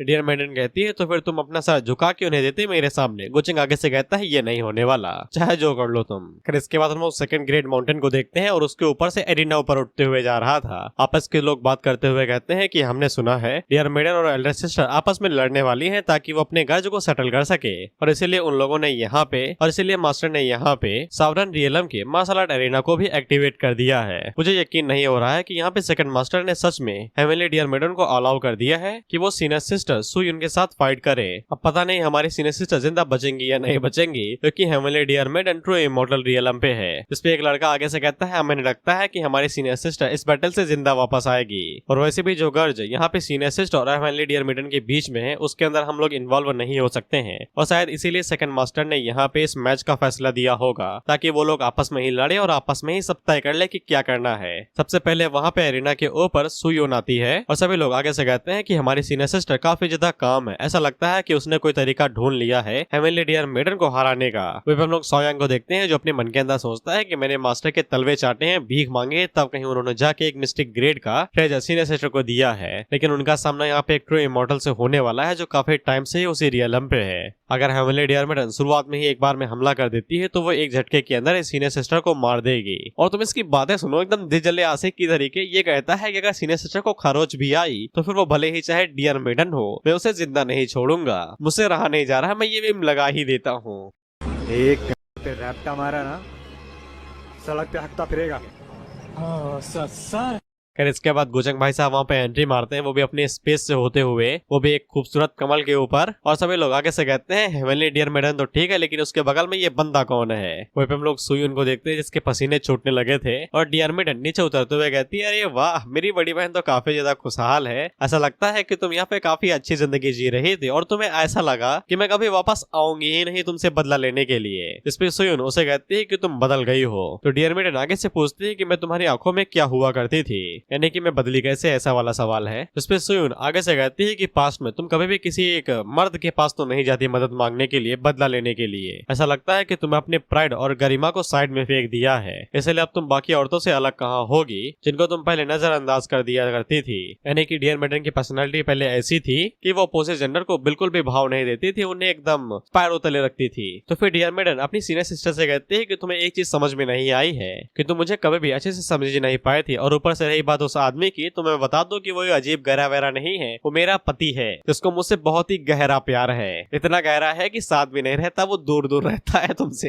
जिसके बाद वो गोचेंग को हाई फाई करती है, तो हम लोग गोचेंग को देखते हैं और उसके चेहरे पे बहुत ज्यादा मुस्कान थी और चेहरा चमक रहा था एकदम। और तुम गोचेंग के आगे से लाइन सुनो, पंखुड़ियां खुली है गुलाबी, अब मैं बन जाऊंगा इस फूल का माली। सारांश ये है कि गोचेंग सोचता है कि मैं चूस चूस के इन गुलाबी फूलों से सारा फॉर्चून निकालूंगा और आखिर में इस फूल को कुचल के मार दूंगा। और गोचेंग अपने मन के अंदर सोचता है, देखो तो फूल कितने गुलाबी खिले हैं, मुझे पता था कि ये जगह मुझे निराश नहीं करेगी। वहीं पे हम लोग सायांग को देखते हैं जो कि अपने मास्टर से पूछता है, आपको क्या लगता है कि सीनेसिस्ट इस मैच को जीत पाएंगी? तो मास्टर आगे से साफ कर देते हैं, क्या तुम्हें सच में लगता है कि वो जीतेगी? मुझे बस इतना यकीन है कि वो मुश्किल से ही अपनी जान बचा सकती है। तो सायांग आगे से कहता है कि आपको भी आपकी डिसेबल के ऊपर यकीन नहीं है, उसकी एबिलिटीज के ऊपर। लेकिन हम लोग मास्टर को देखते हैं जिनकी फटी पड़ी थी गोचंग से, और वो मन के अंदर सोचते हैं कि ये मिस्टीरियस यंग मैन कौन है। साला जब भी इसकी तरफ देखता हूँ मेरी रूह कांप जाती है। इसीलिए थर्ड एल्डर ने कहा था कि भाई बिल्कुल भी इस बंदे से पंगा ना लेना और कोई भी इसे ना उकसाना, कुछ भी करने के लिए ये कभी भी किसी की भी बजा सकता है। इसके बाद हम लोग सुयुन को देखते हैं जो कि आगे से उसी आर्टिफैक्ट का इस्तेमाल करती है जो मास्टर ने उसे दिया था। और ये आर्टिफैक्ट एक तरीके से पिलर या फिर प्यादे की तरह था जो सीधा जाके डियर मेडन के ऊपर गिरता है। डियर मेडन आगे से कहती है कि तुम्हारी cultivation 6th stage of quasi sovereign realm की है, लेकिन तुम्हारी एबिलिटी सच में बहुत ज्यादा घिनौनी है। जिसके बाद वो अपने पास से एक वेपन बाहर निकालती है, वहीं पे वो आर्टिफैक्ट सीधा जाके डियर मेडन के ऊपर धड़ाम से गिरता है। लेकिन डियर मेडन काफी ज्यादा पावरफुल थी और वो बड़ी आसानी के साथ ही उस आर्टिफैक्ट को वहीं पे तोड़ के रख देती है। वहीं पे सुयुन को भी पता था कि वो इतनी आसानी के साथ कभी भी अपनी बहन को हरा नहीं पाएगी। वहीं पे आर्टिफैक्ट जैसे ही टूटता है तो फिर डियर मेडन स्यू से बाहर निकलती है बिल्कुल किलिंग इंटेंट के साथ में। एक सेकंड के लिए तो सुयुन की फटी ही जाती है, जिसके बाद डियर मेडन सुयुन के आसपास इर्द गिर्द घूमने लगती है। वो उसके ऊपर डायरेक्टली अटैक नहीं करती है, सिर्फ उसकी बॉडी के ऊपर धड़ाधड़ कट्स मारती रहती है। वहीं पे सुयुन को समझ में आ जाता है कि उन दोनों के रियलम्स का जो गैप है वो बहुत ही ज्यादा बड़ा है, वो कभी भी यहाँ पे डियर मेडन के खिलाफ जीत नहीं पाएगी। वहीं पे डियर मेडन सुयुन से कहती है कि तुम्हारे पास बस इतनी ही ताकत है क्या? तुम इस तरीके से मेरी पावर को रजिस्ट करोगी बस हल्के से टाइम के लिए? तुम अभी भी पहले जैसी हो, एकदम यूजलेस, बेकार और कमजोर। वहीं पे सुयुन को भी समझ में आ जाता है कि डियर मेडन उसके वाइटल स्पॉट्स के ऊपर अटैक नहीं कर रही है, वो उसे धीरे धीरे करके टॉर्चर करेगी तब मारेगी। सभी लोग आगे से कहते हैं कि पावर गैप काफी ज्यादा है, यहाँ तक कि सीनियर सिस्टर डियर मेडन के अटैक्स को डिफेंड तक नहीं कर पा रही है। कॉसी सॉवरेन रियलम और ट्रू इमॉर्टल रियलम के बीच में जो गैप होता है वो बहुत ही ज्यादा बड़ा है। अब तुम यहाँ पे साओ यंग की तुम बातें सुनो, इसकी स्पीच सुनो। ये हेवनली डियर मेडन से कहता है कि तुम हेवनली डियर मेडन हो, तुम्हें यहाँ पे हेवनली डियर सिटी को प्रोटेक्ट करना चाहिए। तुम्हारी हिम्मत कैसे हुई खुद की ही बड़ी बहन पे इस तरीके से अटैक करने की, वो भी इतनी ज्यादा क्रूएलिटी से? क्या तुम्हें शर्म नहीं आता है कि तुम अपने ही सेम स्टूडेंट जो तुम्हारी बहन भी है, जिसने तुम्हारे सेम टीचर से ही पढ़ाई की है, तुम इस तरीके से हमला करोगी? भले ही सीनियर सिस्टर ने तुम्हें पास्ट में हार्म किया है, लेकिन इस बात को कई साल हो गए हैं, तुम्हें इस तरीके से गर्ज नहीं रखना चाहिए। क्या इस दुनिया के अंदर ऐसा कुछ भी नहीं है जो बिना वायलेंस के सेटल हो सके? एक हेवनली डियर होने के नाते और छोटी बहन होने के नाते भी तुम्हें अपनी बहन से इस तरीके से नफरत नहीं रखनी चाहिए, बल्कि प्यार दिखाना चाहिए। मैं सीनियर सिस्टर की तरफ से तुम्हारी जीत को आगाह करता हूँ, तुम जीत गई, अब यहीं पे रुक जाओ। डियर मेडन साओ यांग से कहती है, तुम कह रहे हो कि मुझे अपनी बहन के प्रति प्यार दिखाना चाहिए। सुइन साओ यांग से कहती है कि तुम्हें बीच में कूदने की जरूरत नहीं है। This is the girls, we have the same fate. ये यहाँ पे आई है तो फिर मुझे माफ करने के इरादे से नहीं आई है, और मैंने जो पास्ट में किया है मैं उसे एक्सेप्ट करती हूँ। और डियर मेडन साओ यांग से कहती है कि तुम्हें पता है कि इसने पास्ट में क्या किया है, और मैंने तुमसे कहा था ना कि प्यार अंधा नहीं नंगा होता है, दिखता सब है, बस लोग आंखें फेर लेते हैं। और साओ यांग को इतने समय यही चीज हो रही थी। ये डियर मेडन से कहता है कि तुम अभी भी जिंदा हो ना? भले डियर मेडन ने तुम्हारे ऊपर हमला किया, अटेम्प्ट टू मर्डर करने की कोशिश की, मारने की कोशिश, लेकिन तुम जिंदा तो हो ना? तो क्या तुम इसीलिए उसे बदला लेने के लिए आओगी, उसे जाने नहीं दोगी? और अगर तुम सच में यहाँ पे उसे मारने के इरादे से हो तो फिर तुम जैसा कोई यहाँ पे हेवनली डियर मेडन की पोजीशन में कैसा हो सकता है? इसके हिसाब से अटेम्प्ट टू मर्डर का केस होना ही नहीं चाहिए। तुम्हारा दुश्मन है, छुरा भोग दो, हॉस्पिटल लेके जाओ, खून बहने से ही मरा है ना, अटेम्प्ट टू मर्डर की वजह से थोड़ी नहीं मरा। This is how some wives killed their spouse, यानी कि हस्बैंड। और अपना कानून भी नंगा है, दिखता सब है, बस नजरें फेर लेते हैं। अब साओ यांग की इस नंगी स्पीच की वजह से पूरे 9 ग्रेट माउंटेन्स के ऊपर खलबली मच गए थे। जितने भी डिसाइपल थे अब वो सभी यहाँ पे सुयुन के फेवर में बात कर रहे थे, ये कहते हुए कि हेवनली डियर मेडन कैसे अपनी बहन को मार सकती है जब वो जिंदा है? वो ऐसे थोड़ी ना अपनी बहन को मार सकती है। क्या उसे लगता है कि यहाँ पे ग्रेट 9 माउंटेन्स के मास्टर नहीं है जो उसके ऊपर अटैक करने के बाद उसे ऐसे ही जाने देंगे? वहीं पे हम लोग वुडी को देखते हैं जो इन सभी लोगों को देखते हुए कहता है, कितने बेवकूफ है ये, इन्हें पता भी नहीं है कि ये लोग मौत के मुंह में जा रहे हैं। मेरी किस्मत अच्छी है कि मैं गोचेंग से पहले मिल गया, इसलिए मैं खुद को बचा सकता हूँ। अब देखो, मैं इसे पढ़ने के बाद बड़ी जोर से हंसा था, और तुम हंसते हो या नहीं मुझे कमेंट में बताना। गोचेंग मुस्कुराते हुए अपने मन के अंदर सोचता है कि साओ यांग जिस तरीके से यहाँ पे लॉ और नियम की बजा के रखे हुए हुए हैं, जिस तरीके से कमेंट उसने यहाँ पे फैलाए हैं और लोगों को उत्साह में भरा है, अगर मैं इसके पास जाऊं, बैठूं और इसे बताऊं कि तेरी फैमिली को कुत्तों की तरह मारने वाले मेरी ही गो फैमिली थी, तो क्या ये मुझे भी उसी तरीके से माफ करेगा जिस तरीके से इसने यहाँ पे सुयुन को किया है। डियर मेडन इन लोगों से कहती है, ऐसा लगता है कि नाइन ग्रैंड मॉडर्न यहाँ पे सच में कुछ ज्यादा है प्रोटेक्टिव है खुद के लोगों को लेके। ये साले खुद को बड़े ही सेल्फ राइटियस समझ रहे हैं। खुद के चेहरों पे देखो, तुम लोग मुझे ब्लेम कर रहे हो बिना डिटेल्स जाने हुए कि यहाँ पे असली निर्दोष कौन है, लेकिन जितना ज्यादा तुम लोग प्रोटेक्टिव हो उतना ही ज्यादा मुझे मारने का मन कर रहा है तुम लोगों की आंखों के सामने तुम्हारी प्यारी सीनियर सिस्टर को। सुयुन आगे से कहती है कि जूनियर सिस्टर, मैं सच में यहाँ पे मास्टर को नुकसान नहीं पहुंचाना चाहती थी और मुझे इस बात का पछतावा है। डियर मेडन आगे से कहती है, अगर तुम्हें यहाँ पे पछतावा है तो फिर तुमने कभी भी अपनी रिस्पेक्ट मास्टर को क्यों नहीं दी इतने सालों में उसके ग्रेव पे जाके? क्या तुम्हें नहीं लगता कि उन्होंने मरने से पहले मुझसे कहा होगा तुम्हें माफ करने के लिए? इसके बाद ये इमोशनल होकर आगे से कहती है कि मास्टर ने सच में ऐसा कहा, मैं हूँ जिन्होंने उन्हें नजरअंदाज किया और उन्हें निराश किया, और तुम्हें भी।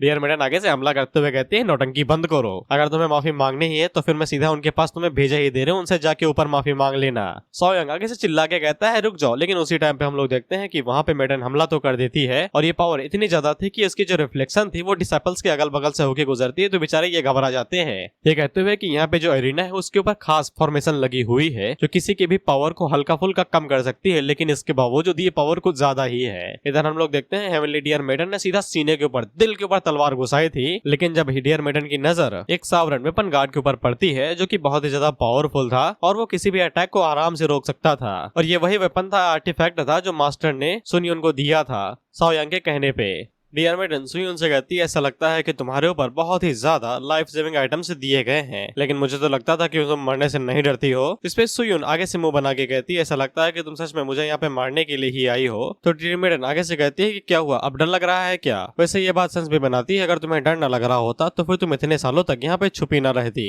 साइड से सोयांग दोबारा चिल्लाते हुए कहता है कि इतना काफी है, तुम्हारी मास्टर की स्पिरिट भी हेवन से ये नहीं देखना चाहेगी कि तुम दोनों एक दूसरे को मार दो। क्या तुम्हें अभी भी समझ में नहीं आता है कि तुम्हारे मास्टर के इंटेंशन के एफर्ट्स क्या थे? तो डियर मेडन उसके ऊपर अटैक करते हुए कहती है कि फालतू में काहे उंगली कर रहे हो। से सोयांग की फट जाती है कि ये सोचते हुए कि कहीं मैं ना मारा जाऊं प्यार को बचाने के चक्कर में। खैरलर आगे से अपनी शील्ड का इस्तेमाल करते हैं और वो अटैक को ब्लॉक कर लेते हैं और सभी लोग आगे से खुश हो जाते हैं, ये सोचते हुए कि सेकंड मास्टर ने जरूर यहाँ पे कुछ किया होगा, वो आके हेवनली डियर मेडन को रोकेंगे। वहीं पे हेवनली डियर मेडन आगे से पूछती है, क्या बुड्ढे तुझे मेरे को रोकने का शौक चल रहा है क्या? तो सेकंड मास्टर आगे से कहता है कि ऐसा कुछ भी नहीं है, तुमने गलत समझ लिया है, मैं बस ये नहीं चाहता हूँ कि मेरा डिसेबल तुम्हारे रास्ते के बीच में रोड़ा बने। साइड से कोचिंग आगे से कहता है कि वो लड़का बार बार यहाँ पे रास्ते का रोड़ा बन रहा था, लेकिन तुमने एक भी बार दखल नहीं दिखाई, तो इस बार तुमने आगे से कदम क्यों बढ़ाया? कहीं वो मार ना जाए इस वजह से? ऐसा लगता है कि तुम और तुम्हारा डिसेबल दोनों के पास सेम ही कैरेक्टर और सेम ही पर्सनैलिटी है। तो सोयांग कोचिंग को ताव देते हुए कहता है, तू कौन है बे, तुझे हिम्मत कैसी हुई यहाँ पे इस तरीके से बात करने की? साइड से उसका मास्टर कहता है, तुम चुप रहो यार, अगले चैप्टर में मरना है, पता चला इसे में निपट जाए तुम्हारी गलती की वजह से। तो कोचिंग उसे कहता है कि मेरा इससे क्या लेना देना है, क्या तुमने सुना नहीं कि उसने मुझे अपना पति बोला? पीछे से वुडी अपने मन के अंदर सोचता है कि सोयांग तू तो गया बेटे, तूने गलत आदमी से पंगा ले लिया है। तो सेकंड मास्टर आगे से कहता है कि शांत हो जाओ, धीरज रखो, इसमें मेरी ही गलती है कि मैंने अपने स्टूडेंट को यहाँ पे अच्छे से नहीं सिखाया और इसी वजह से वो यहाँ पे बदतमीजी कर रहा है, और मैं उम्मीद करता हूँ कि तुम इसके इस इम्पल्सिव पढ़ने को हल्के में नहीं लोगे और माफ कर दोगे।